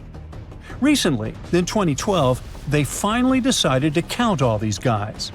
Well, you'd never guess it. From 500 to 730 million eight-legged creatures in the jungle. The island has 40 times more of them than other places nearby, like islands of Rota, Tinian, and Saipan combined. And that's a low estimate, because some webs are not within an arm's reach. And these guys keep evolving too. The banana spiders usually weave something called a stabilimentum. It's a zigzag pattern of thick white silk woven through the web. Though scientists aren't entirely sure why they do it. Maybe it strengthens the web or makes them look bigger or scarier. The strongest theory is that it warns birds. The bright, thick pattern tells them not to fly around here because they'll ruin everything. Oh, but on Guam, you don't have to worry about the birds at all. So now they stop decorating their webs entirely. The worst part is that no one really knows how to fix this. To protect one of the species called the Micronesian starling, ecologists built nest boxes, safe enclosed spaces where the birds could raise their chicks. To make sure snakes couldn't reach them, they installed smooth metal poles beneath called baffles. The idea was simple. The poles were too wide, too slippery. The snakes wouldn't be able to climb them. Well, that was the hope. These brown tree snakes decided to lasso the poles instead of climbing them. One snake, thin as a rope, wrapped itself completely around the metal cylinder, coiling into a loop. Then it began shimmying up the pole. Scientists only discovered this in 2021. They've never seen a snake pull this one before. They literally refuse to leave the birds alone. Humans have tried everything: trapping them, building barriers, scouring the forest with flashlights at night, setting up fences. But nothing has worked, so far. There are just way too many of those guys, and they're all too smart. Now, just so you know, the U.S. spends nearly $4 million every year trying to control this disaster. But the only real success is a single tiny patch of land at Andersen Air Force Base. Scientists managed to drive down the snake population there using bait. But the truth is slowly sinking in. The snakes aren't leaving. Humans can send rockets to space, but this is too much. That also means that Guam Island will start looking entirely different soon. Guam's forests always felt mysterious and kinda creepy, even without the invaders. There's no soil, no soft place to step. Instead, it's all jagged, broken limestone. Everything is full of razor-sharp rock left behind by an ancient coral reef. It was being pushed up over millions of years. Trees force their roots into the cracks. Everything is packed with twisting and curling plants. Breadfruit trees, prehistoric-looking cycads, spiky pandanus trees. And just as a cherry on top, a typhoon comes ripping through every few years, tearing it all apart. Luckily, plants usually grow back fiercely. Now, walking there is insane. It feels like walking in the sea, though instead of balancing on waves, you're trying not to trip and gash your shins open on the sharp rocks beneath you. You have to think through every step. But now, things are going to get so much worse. 70% of Guam's trees relied on birds to carry their seeds, spreading them far and wide. So, without the help of birds, the trees drop their fruit directly to the ground, where it sits and rots. So nothing grows. Well, perhaps the invaders' rule over Guam may last forever, and soon this place won't be friendly to tourists at all. It may become one of the worst places on Earth, if it isn't already. Now, if Earth's history were a movie, we humans would only take up the last second of the end credits. Our planet has been around for about 4.6 billion years, but our human story began about 300,000 years ago, in Africa. Now our ancestors had some wild adventures in nature. They could have run into creatures so big they'd make today's elephants look like puppies. The woolly mammoth is a pretty famous animal, sure. His cousin, though, the Columbian mammoth, not so much. This giant used to roam places from Canada all the way down to Mexico. Unlike the furrier woolly mammoths, which hung out in colder places, these animals had shorter hair, resembling huge elephants. They also had incredibly large tusks, like 12 feet worth of spiraling, sturdy tusks. And they weren't just for show, they came in handy when facing predators. That includes our ancestors. If you think about sloths these days, you're picturing these adorably slow creatures. They couldn't possibly be in your list of most dangerous animals. Well, their grandparents might have. For starters, we call them ground sloths, and they vary a lot in size. Some were as big as rhinos, and others, like the Megatherium, were as colossal as elephants. Imagine seeing a 20-foot-long sloth which doesn't mind chewing on some meat every now and then, at least in theory. Ever heard of Bigfoot? Well, our next animal kind of looks like him, but is a distant cousin to orangutans. Meet Gigantophis, the largest primate to ever call our planet its home. Standing tall at 10 feet and weighing more than 600 pounds, these animals were amazing to look at in real life. Unlike Bigfoot, they weren't constantly hiding. In fact, it's believed they were peaceful and gentle creatures. Sadly, they faded away about 100,000 years ago, mainly because their food sources slowly became unavailable. Those lush, fruity forests they called home eventually turned into dry grasslands. Next on our list is the cave hyena. Weighing a chunky 250 pounds and standing 3 feet tall, these beasts were as long as a grown-up lying down. What's even more interesting about these creatures is that they loved hanging out in groups. A pack could be as big as 30 of these animals, which meant they could easily take on even the biggest, heaviest mastodons. Our ancient families would have needed to stay alert around these hungry specimens. Sadly for these hyenas, about 20,000 years ago, their numbers started going down. Soon enough, they completely disappeared from the planet. Quick pop quiz. What's called a tiger but isn't really one? It's the saber-toothed tiger. I mean, sure, they belong to the feline family, but they aren't technically tigers. First appearing around 42 million years ago, in July, I think, many of their kind were gone before we even showed up. However, early Americans might have bumped into a couple of specimens from this group. If that really happened, it would have been quite the encounter. Think of the biggest wild lion today or the hefty Siberian tiger. These big cats also had some incredible features hidden in their fur. They were good at sneaking around, hiding, and pouncing on mammoths bigger than themselves. Their bite wasn't that strong, but they could open their jaws wide, like twice as much as a lion. And although their teeth were a bit on the weak side, they had buff forearms to pin down their dinner, giving those big fangs a purpose. Not the kind of kitty you'd want to play with. Dire wolves made their debut about 250,000 years ago. They were like the gray wolves we know today, but a lot stronger.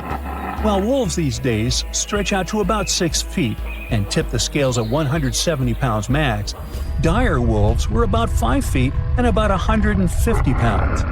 Found all over North and South America, they had admirable jaws, biting nearly a third harder than their modern counterparts. Also, their favorite snack was horses. But just like many other majestic beasts of the past, they faded away around 10,000 years ago. Now, names can be deceiving. Take the American lion, for example. It's not really a lion, it's more of a panther's big cousin. The other part of the name is correct, though. They did live in America about 330,000 years ago. This feline was no lap cat either. They were at the top of the wildcat pyramid, weighing a colossal 772 pounds. That's like stacking 4 grown men on a scale. Even the mighty African lion would look a tad bit shy beside these beasts. With the muscle to take down a bison, you wouldn't want to accidentally interrupt their dinner. They parted ways with this planet around 11,000 years ago, right after the last ice age. Now, down in Australia, about 50,000 years ago, I wasn't around then, there lurked a relative of the Komodo dragon, the Megalania. Experts love to have debates on how big it was. Some say it stretched out to 23 feet. Others think it was just about 11 feet long. Either way, they were basically mega-sized Komodo dragons with a dangerous bite. If you think bears are already big and fluffy now, let's introduce the short-faced bear. While this big creature stood on its hind legs, it towered at 14 feet. With long limbs, they could outrun today's bears, hitting speeds up to 40 miles per hour. These ultra bears sadly disappeared around 11,600 years ago. Now imagine a crocodile. Okay, imagine that same crocodile, only supersized, with sporty legs, doing its thing in Australia about 1.6 million years ago. Well, say hello to the quincana. These crocs were extremely large, reaching 23 feet. And no, they weren't lazy river loungers. These creatures really loved spending time on land. They evolved to have strong legs for their chases and razor-sharp teeth designed for slicing, not gripping. When did we stop sharing beaches with them? About 40,000 years ago. The name elephant bird might not sound familiar, but try to picture a bird that stood tall as high as a basketball hoop at 10 feet and weighed as much as a small car, 1,500 pounds. Their eggs were equally huge, like 150 chicken eggs bundled up into one. Now, as amazing as these birds sound, there's a lot we still don't know about them. They're hard to study, as most extinct animals are. Still, some recent studies have given us some clues. Scientists have been examining ancient molecules from their fossilized eggshells. It's an awesome piece of evidence, since these birdie shells were thick, preserving precious DNA inside. Plus, there are tons of these eggshell fragments sprinkled all over Madagascar's beaches. Because of these findings, we now know these birds were herbivores and loved eating leaves and seeds. We also know the tiny kiwi bird is its closest living relative. Now, dodos were these amazing birds we also used to share the planet with. They're like distant cousins to ancient pigeons. To give you some perspective, imagine a chunky bird weighing about 50 pounds. Similar to chickens, turkeys, and ostriches, dodos were also the types of birds that couldn't fly. Their wings were small, and they had the muscle strength of, well, a wet noodle. Now, you might have heard the word dodo used as a name for creatures that aren't that bright. Don't get confused, though, by this name. These birds were in fact intelligent. Scientists were able to figure that out by studying their fossils. It turns out that they were good at smelling stuff, unlike most birds that are all about the visuals. These creatures aren't around for us to study anymore, but that might change. One evolutionary biologist is on a mission to fully understand these amazing ancient birds. On that note, she revealed that the dodo's DNA has been completely sequenced. There are even talks about potentially bringing dodos back to life. They would make a nice addition to the lovely beaches of Mauritius, the place they used to call home many, many years ago.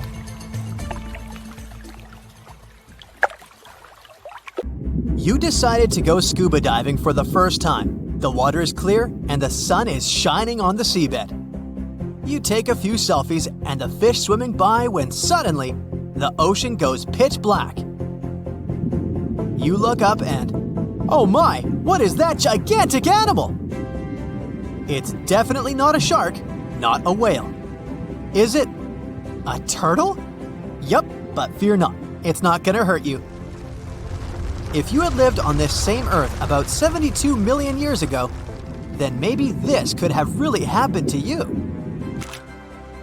Scientists have recently found the fossils of a gigantic marine turtle that could have grown as big as 12 feet. If you don't have any idea of how big that is, let's see some examples. That's the average length of a hippopotamus, 6 golden retrievers, or 2 Michael Jordans stacked on top of each other. The turtle's scientific name is an homage to that old-school sea monster called Leviathan.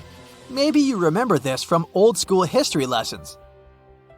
The Leviathan is supposedly a mythical creature that would swallow entire ships or people that were deemed too greedy by the creature.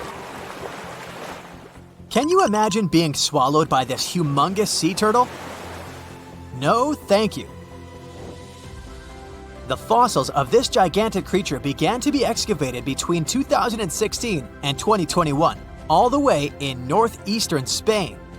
The first fossil was located by a hiker in the Spanish Pyrenees, and it was around 8 inches long. The pelvis of this turtle alone measured around 35 inches. It would definitely be one of the biggest turtles today if it hadn't gone extinct. FYI, the largest living sea turtles today can reach up to 6 feet in length, which is already pretty big. Now, how about a gigantic prehistoric scorpion? I bet most people here are not huge fans of these creatures, especially since they're poisonous, which is why the thought of a 9-foot-long aquatic scorpion might be the stuff of nightmares. Let's just say that if they hadn't gone extinct some 400 million years ago, lakes and rivers would be much more dangerous places for humans today. These gigantic insects were considered to be apex predators in their time, hunting everything from fish to other animals, even of their own kind. Yikes!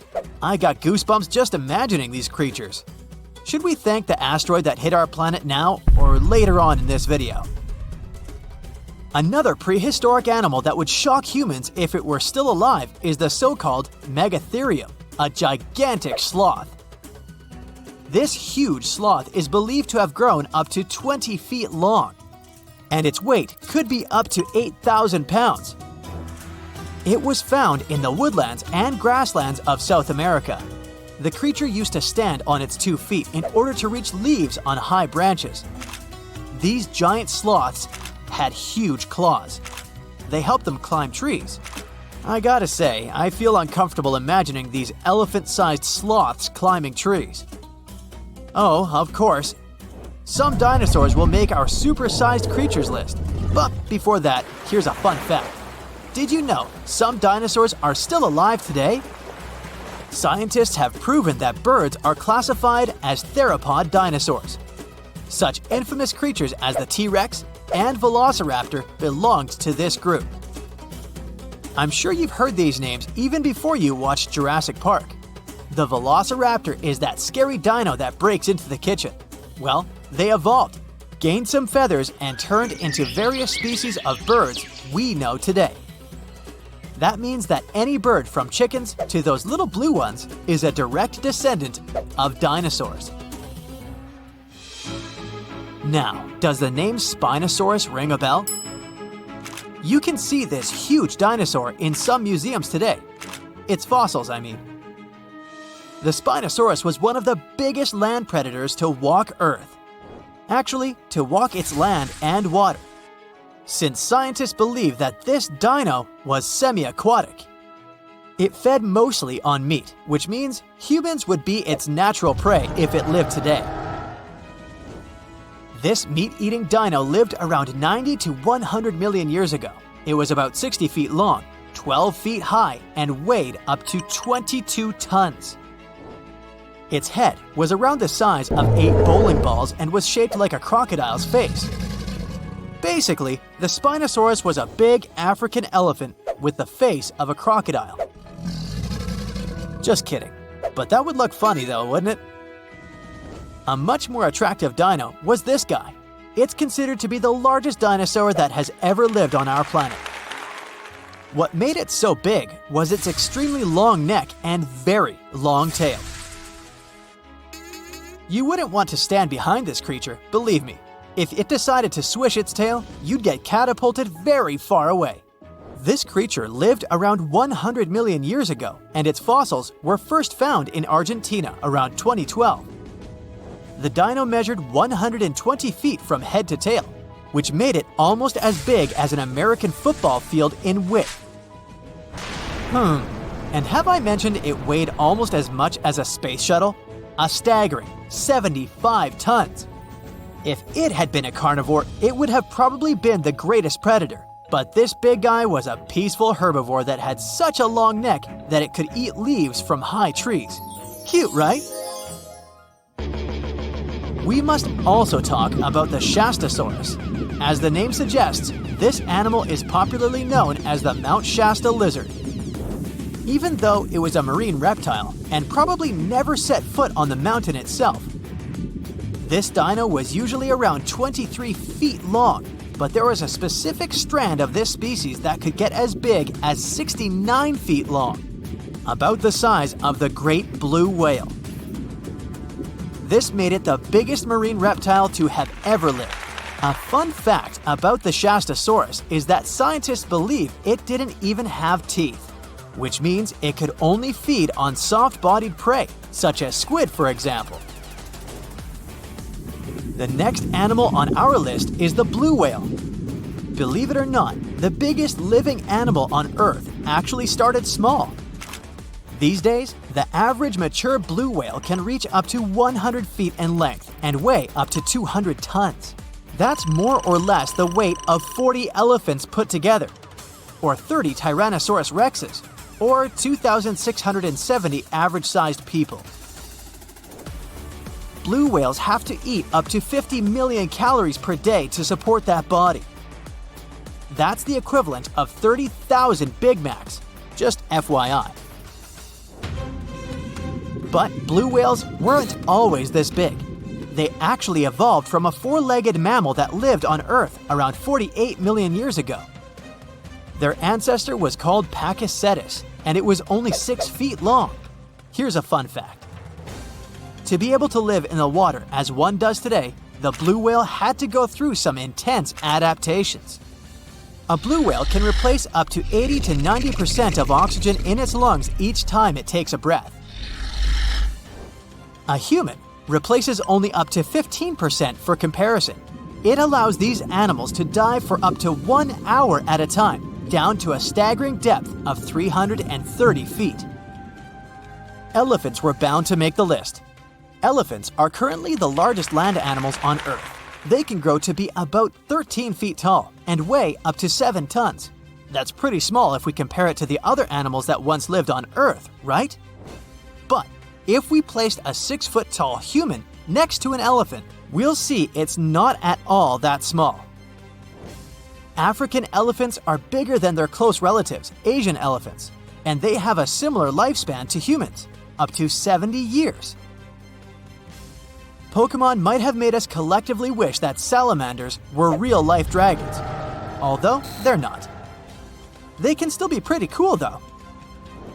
There's a giant species of salamander that is known to be the largest living amphibian.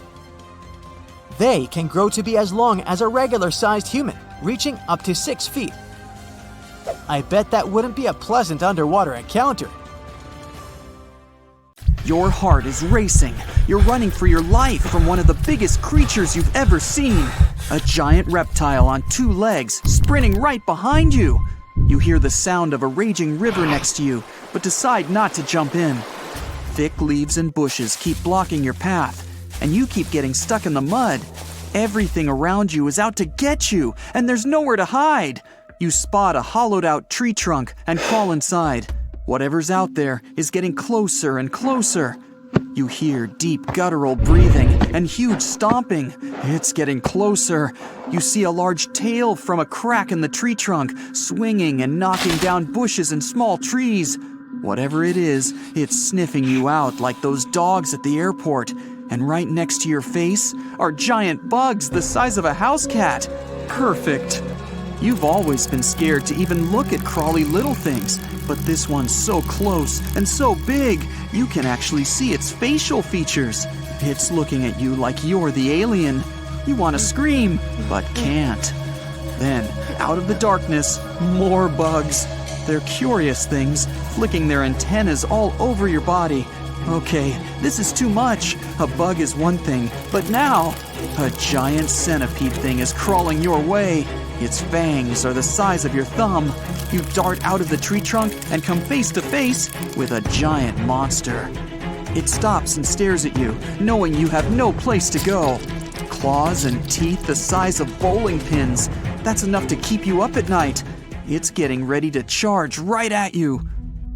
Welcome to the most dangerous period and area in history for a human, the mid-Cretaceous Sahara. This place was thriving around 100 million years ago in what would now be North Africa. Back then, the continents were all arranged differently, and the weather was wild. Extreme storms were pretty common, and temperatures would rise and fall like a Mexican wave at a soccer stadium. Then, sea levels started to rise. Water flooded the Kem region, an area between modern-day Algeria and Morocco. Over the next millions of years, asteroids, volcanic eruptions, and other natural disasters wiped out everything else. Bye-bye, dinosaurs. Thanks for playing. You probably think of the Sahara as one of the most inhospitable places on Earth, but back when it had trees and rivers, it was even more dangerous. The famous River of Giants was a huge river system that stretched from modern-day Egypt all the way to Morocco. The land was flat and not much vegetation grew there, but it was enough for life to exist. frightening, scary life. That creature you're staring at, it's a giant, scary-looking theropod, and it's out to get you. Imagine a T-Rex-like dinosaur that's more than 32 feet tall and has an epic jawline. Scary stuff. They were the top dogs in the food chain back then. And that's why this place and period in history was so unique. The entire area had an incredible imbalance between hungry dinos and poor little dino snacks. There wasn't enough food to go around. Scientists were never able to find much evidence of herbivores. That means it might have been a royal rumble of carnivorous creatures waiting to pounce on each other at any moment. So, after a while of having a stare-down contest with a giant theropod, a shadow creeps up on you from behind. You're too scared to turn around, but the growling is louder than anything you've ever heard. It shakes you to the core. You turn around and see a Spinosaurus, and that's about all you can see. You know how they always show the T-Rex as the king of the dinosaurs?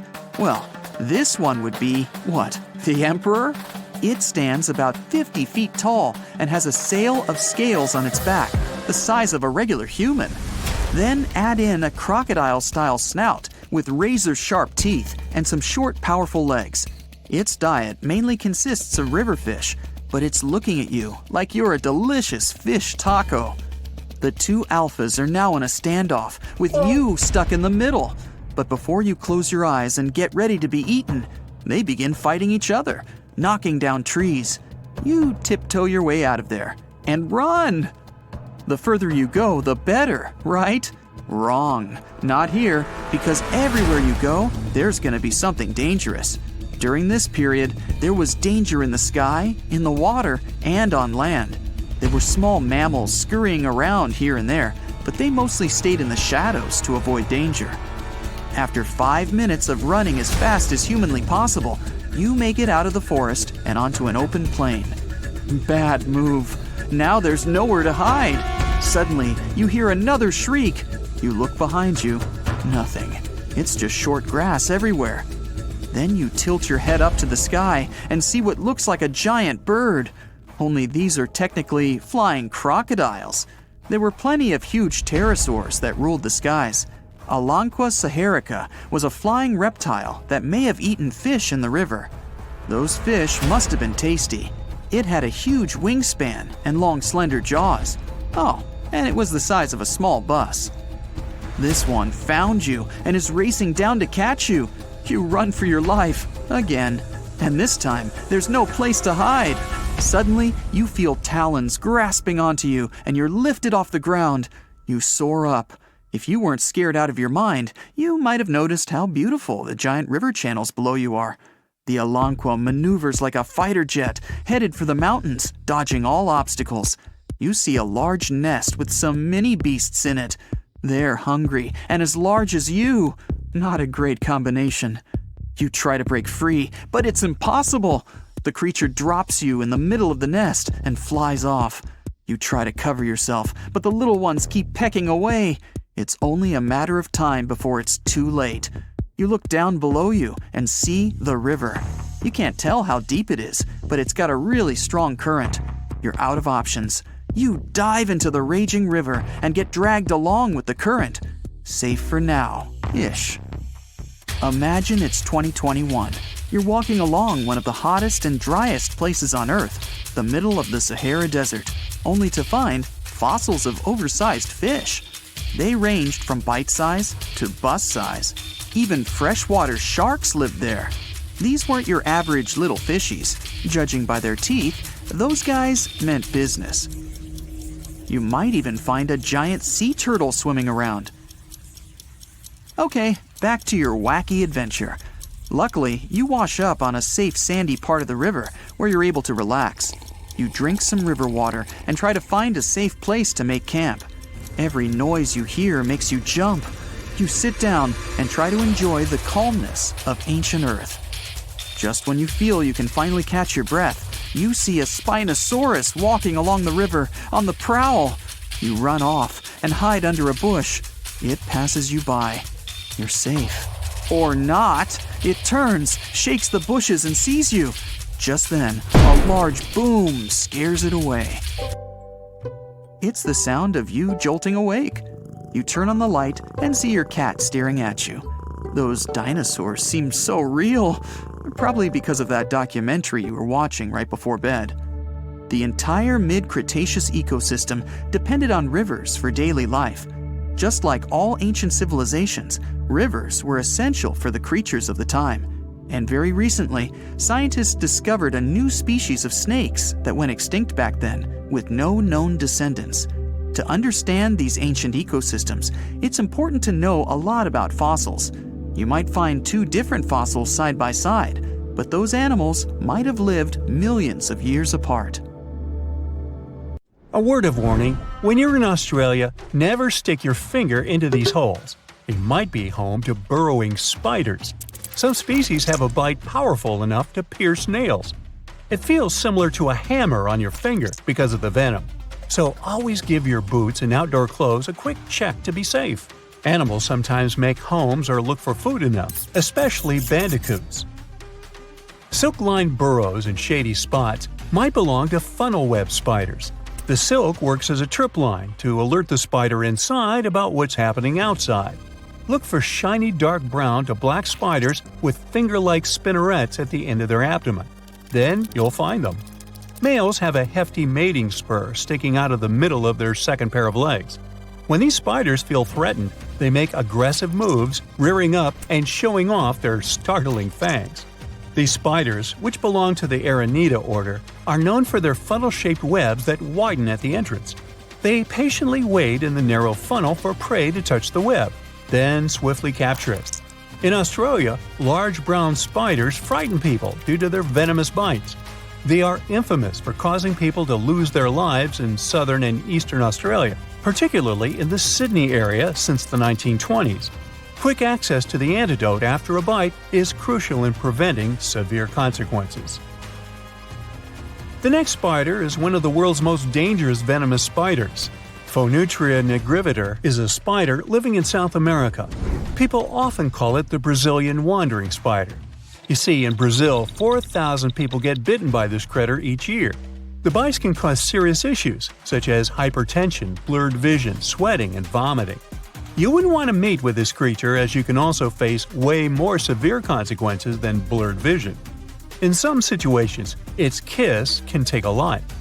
Apart from messing with humans, this spider has a diverse menu, including crickets, katydids, and even larger options like tree frogs, lizards, and bats.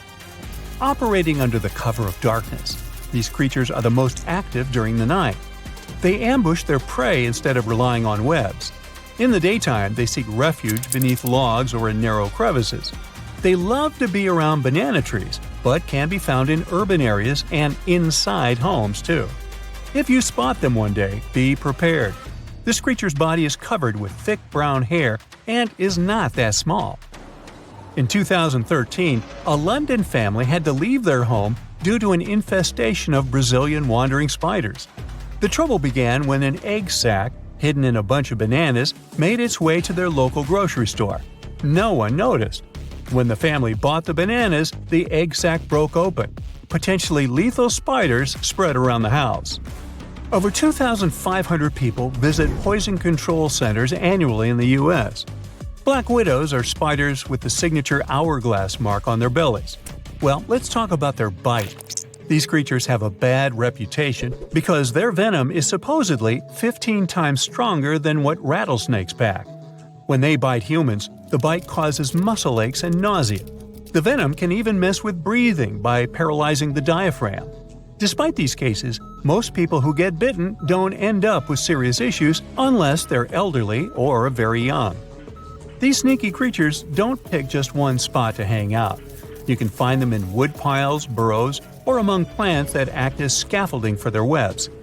Black widows are especially dangerous for other insects and their mates. After a not-so-romantic mating dance, ladies sometimes go all Hannibal Lecter on their mates. These spiders are architects too, spinning massive webs where females stash a cocoon loaded with hundreds of eggs. Baby spiders move out once they hatch, but the web stays put.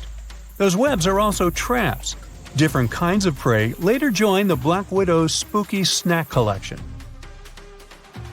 Yellow sac spiders range in size from approximately 0.12 to 0.6 inches and construct silken tubes under stones, in leaves, or in grass.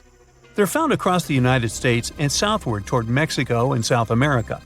They are venomous to humans and, unfortunately, are commonly spotted indoors. The venom of the yellow sac spider contains cytotoxin. This is a substance that can damage or impair cell function. Reactions like redness and swelling at the bite site are common. Yellow sac spiders are not known for their calm nature either. For instance, a female yellow sac spider may bite when protecting her eggs. These spiders usually come in different light colors. They can be a hassle for people in more than one way. Your car can be in danger too. On rare occasions, they may even set up nests in car engines. Moving on to wolf spiders. They're part of a large and widespread group found worldwide. They're named this way for their wolf-like hunting behavior of chasing and pouncing on prey.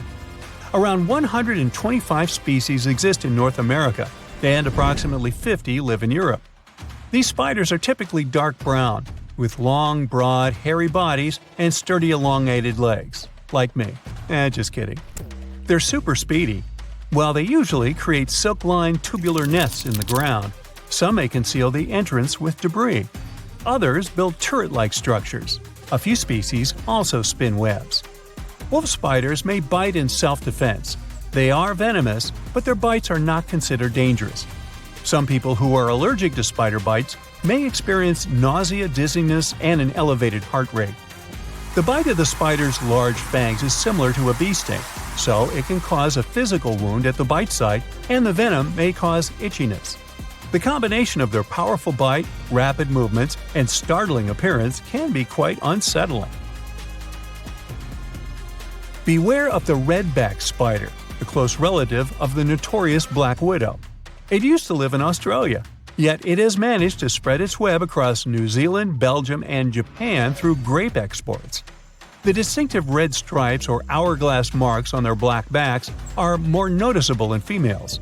Disturb a female, and you'll see how she can defend her eggs. You're likely to get bitten. These spiders can sneak into shoes or clothing, lurking against the victim's skin while they're dressing. Both male and female redbacks have a venomous bite. Their venom is a cocktail of neurotoxins.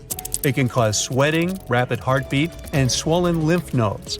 The redback has control over the venom dose, so symptoms vary based on how much is injected. Australia deals with over 250 redback bites annually, many requiring anti-venom treatment. The latest case, when a person lost their life after being bitten, dates back to 1956. Yet it can happen, so stay vigilant and cautious around these stealthy spiders.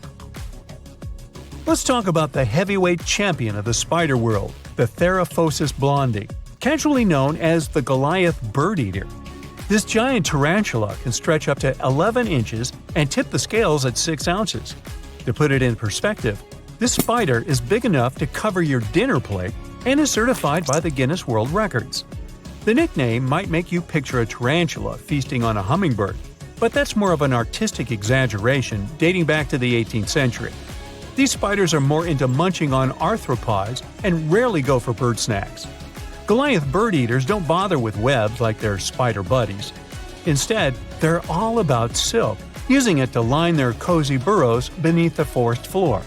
The spider itself looks dangerous, but its bite almost never requires a doctor's visit. It feels more like a wasp sting. Goliath bird eaters are the biggest spidey on Earth. On the other side of the spectrum, we have this guy from Colombia. They are among the tiniest spider species. Grown-up males of this species are 0.015 inches long, tinier than your average pinhead. Females are usually a bit larger. Well, that was creepy, wasn't it?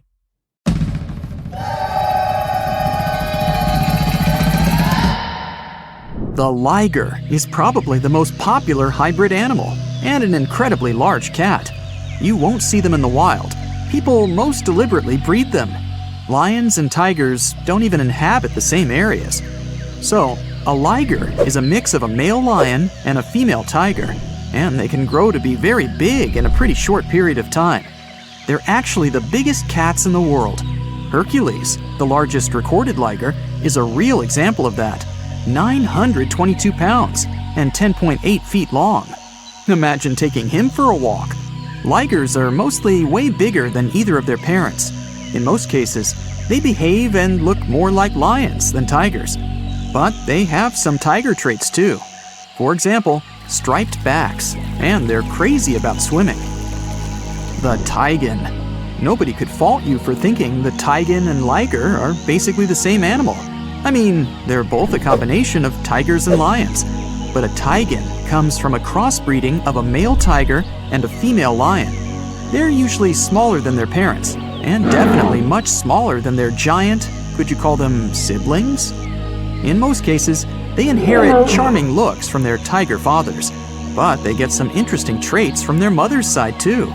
For example, love for socialization and the ability to roar. Hands down, one of the rarest hybrid animals in the world are wolfins.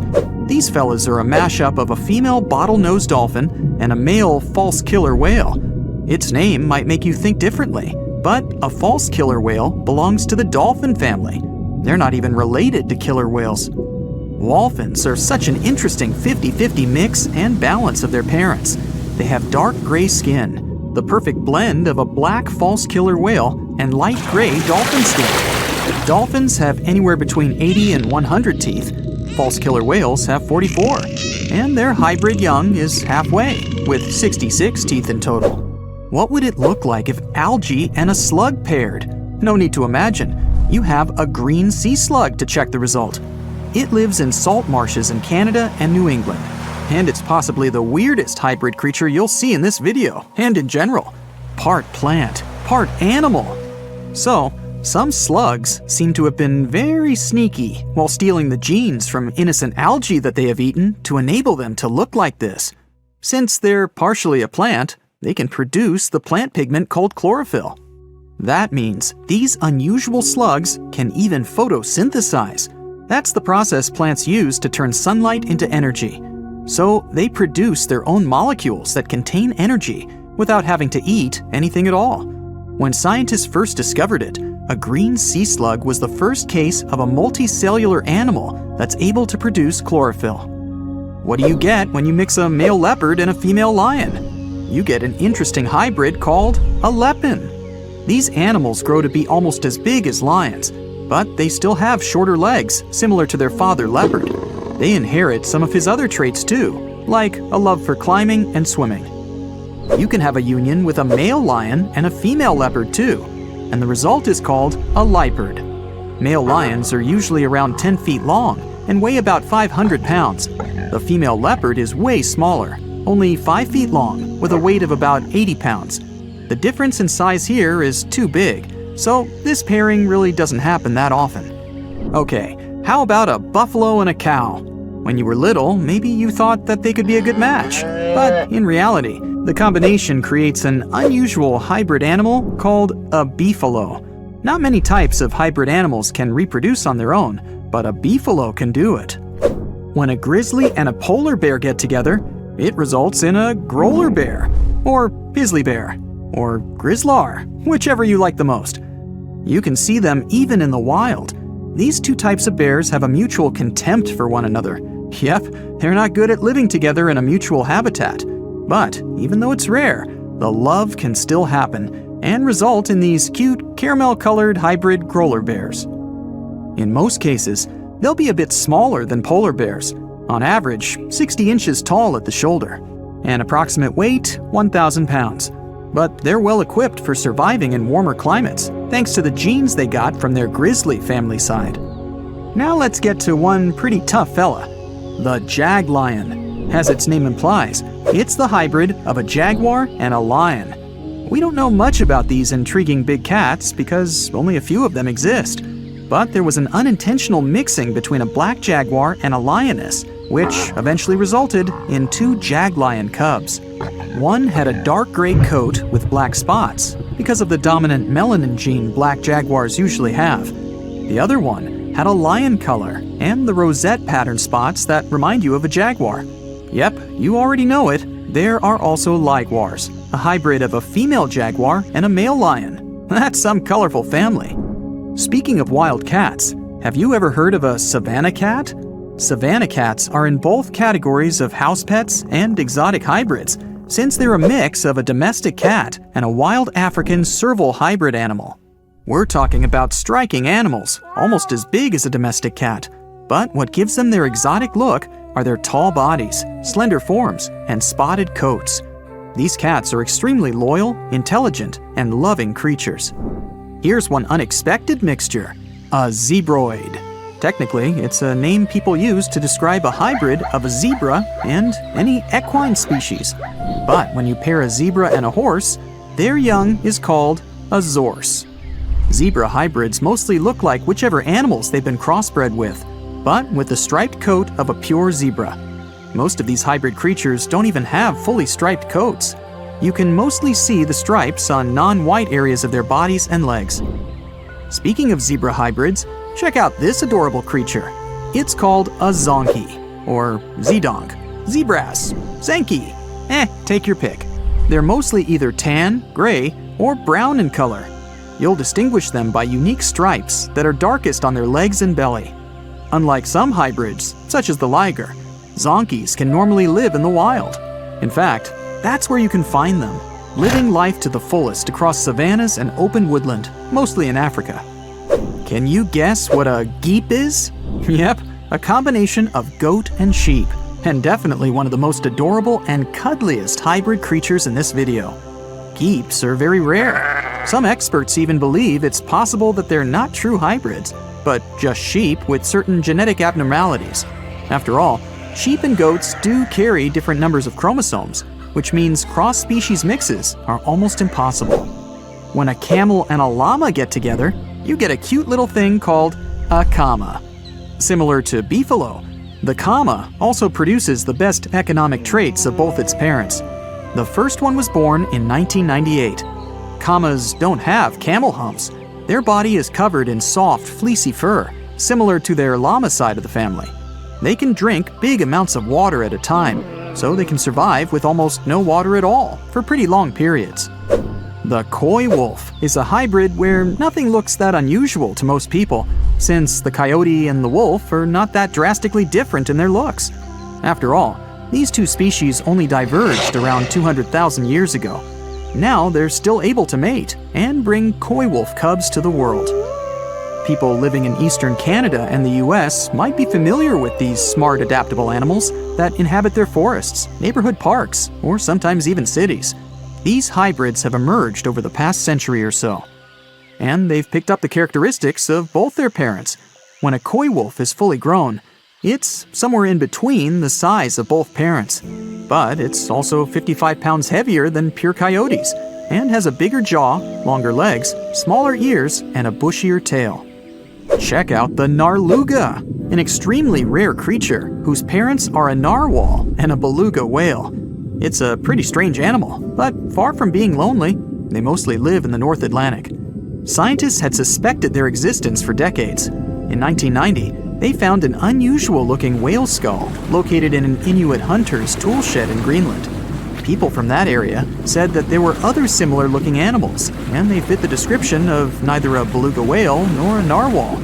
People said they had gray skin, narwhal-like tails, and beluga-like flippers.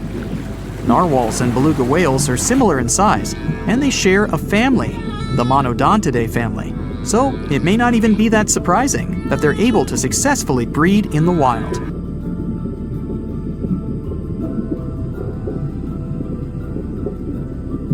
What do you think is one of the most dangerous animals in the world? It's not a venomous snake or a formidable tiger, not a ferocious grizzly bear or a giant crocodile. An extremely dangerous creature that can destroy entire species of animals and can cause ecological imbalance around the world is the cane toad. It doesn't look scary and aggressive. It won't attack you or any predatory animal. It spends its time among grass and swamps, hunts insects and croaks. It has many enemies among predators, herons, lizards, and others. And look, the crocodile is swimming up to the toad and grabs it with its powerful jaws. Lunch is ready. But watch what happens next. The crocodile feels very bad. It loses its strength and lies on the grass, not breathing. Call it terminal indigestion. The fact is that the cane toad is a highly poisonous amphibian. It has parotoid glands between the shoulders from which it secretes a dangerous toxin. As soon as it gets into the stomach of any animal, it causes irreversible reactions in the whole organism. Animals that have eaten cane toads rarely survive. And now imagine there are 1 million toads like that, and each of them is an attractive lunch for predators. This creature is native to South and Central America, but became most famous after it caused an environmental disaster in Australia. It all started in 1935 when people brought cane toads to fight the cane beetle. These insects were spoiling sugarcane crops in the northern part of the country. Farmers thought the imported toads would quickly get rid of the pests, but far from getting help, Australia received even more damage. The first problem was that toads didn't hunt bugs.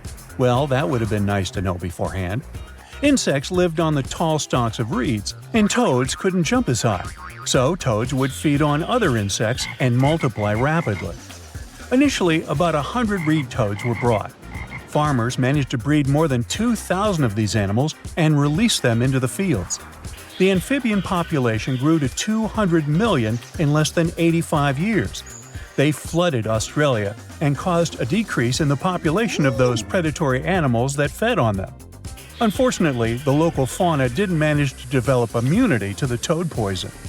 The invasive toads would wander all over the northern part of the continent, spreading at a speed of 30 miles per hour and causing damage to all the biological environments they came across. Locals said they had witnessed birds falling from the sky after eating toads. These jumping animals are dangerous for those who eat and touch them. Any animal that licks or bites a toad will immediately receive a measure of poison hazardous to their health. The endurance of toads escalates the problem. They can withstand nearly any weather conditions and can breed anywhere. You can hear them croaking in tropical forests, coastal thickets, and even among dunes. They deal with cold temperatures and heat and eat everything in their path. They're not picky when it comes to food. Amphibians feed on live insects, carrion, and waste. But the most crucial problem is the speed of their reproduction. Female cane toads lay from 8 to 30,000 eggs twice a year. Within 3 days, tiny tadpoles hatch from the eggs. They swim in the water for 20 weeks, then become toads. Their life expectancy is from 5 to 10 years in the wild. Bad weather conditions, predators, drought, and anything else can't stop them. People don't know what to do with them either. The only chance to save other animals is to teach them not to eat toads. Scientists cook sausages from cane toads with a small concentration of poison inside. They gave this food to monitor lizards, freshwater crocodiles, and other predators so they could recognize the taste of the toad. Animals were slightly poisoned by the toad sausages, and remember that anything with this smell was dangerous. Scientists hope they won't approach the toads after smelling them. Amphibians have destroyed most of the biodiversity in the northern part of the country, and now they're rapidly moving to Western Australia. Scientists hope their plan saves animals, but what to do next? Perhaps nature can offer a solution to the problem. Some predatory animals may become immune to toad toxins, but it's unknown when this will happen. Invasive toads are quite a severe problem for ecology, but they look harmless. And how about invasive pythons? In the Everglades in Florida, Burmese pythons threaten the local wildlife. Giant crawling monsters have become the dominant species, displacing their alligator enemies from the swamps. Pythons hunt rabbits, possums, and other animals, decreasing their population by 99%. Of course, there are not as many pythons as toads, and people can get rid of them. But the problem is that they are exceptionally good at hiding. Even professional wildlife experts can't find them in the swamps and jungles. These pythons are also excellent hunters. They hide, wait, and attack, which makes them some of the most dangerous invasive creatures in the world. But fortunately, they don't attack people. Feral hogs are some of the most aggressive invasive species on Earth. They have razor-sharp teeth and mighty tusks. They're not afraid of anything and will attack even a human. These big, fast animals eat acorns, chestnuts, turtle eggs, turkey and quail eggs, trample plants, and strike terror into all creatures in the area. They can cause $1.5 billion in damage annually in 47 states. Imported in the U.S. several centuries ago, feral hogs have recently experienced a fertility splash. Local biologists and farmers are trying to solve the problem, but at the moment, it's pretty challenging to control the feral hog population. This tiny beetle seems harmless, but can cause orange juice to disappear in the U.S. This is the Asian citrus psyllid that loves to eat orange fruit. This insect contains bacteria that infects citrus trees and slowly destroys them. After getting infected, tree roots deform, oranges fall to the ground earlier than they're supposed to, and the tree slowly loses vital energy. The Asian citrus psyllid spreads in Florida, where about 80% of the country's orange juice is produced. Also, this parasite is found in Georgia, Texas, Louisiana, and California, the states where many lemons grow. So we've seen invasive amphibians, reptiles, mammals, and insects. What about invasive birds? The European starling is a cute little bird, but it ceases to be so as soon as it joins a giant flock. Starlings gather in groups of hundreds and thousands, resembling massive black clouds. They fly to cities, villages, and harvest fields in search of food. Birds eat cattle feed and, thus, create a lot of problems for farmers. This invasive insect doesn't threaten other animal species, doesn't spoil crops and trees, doesn't bite, and doesn't transport any infection. But its main problem is the unpleasant smell that it emits. There are so many brown, marmorated stink bugs in the U.S. that, most likely, some of them live in your house. If you've ever seen it, you probably remember that stinky smell. Thanks to this fragrance, stink bugs have almost no enemies, at least in America. But in China, their populations are controlled by wasps that use the back of bugs to lay eggs. There are no such wasps in the States, so stink bugs breed freely here. Now, let's talk about one of the most invasive plants in the world. This is giant hogweed. It secretes a poison that is activated when exposed to sunlight. The toxin can burn skin and destroy trees and plants growing around giant hogweed. From the outside, it may seem like a beautiful plant. It has a tall 15-foot stem with a beautiful white flower. But this plant gets rid of other vegetation around it.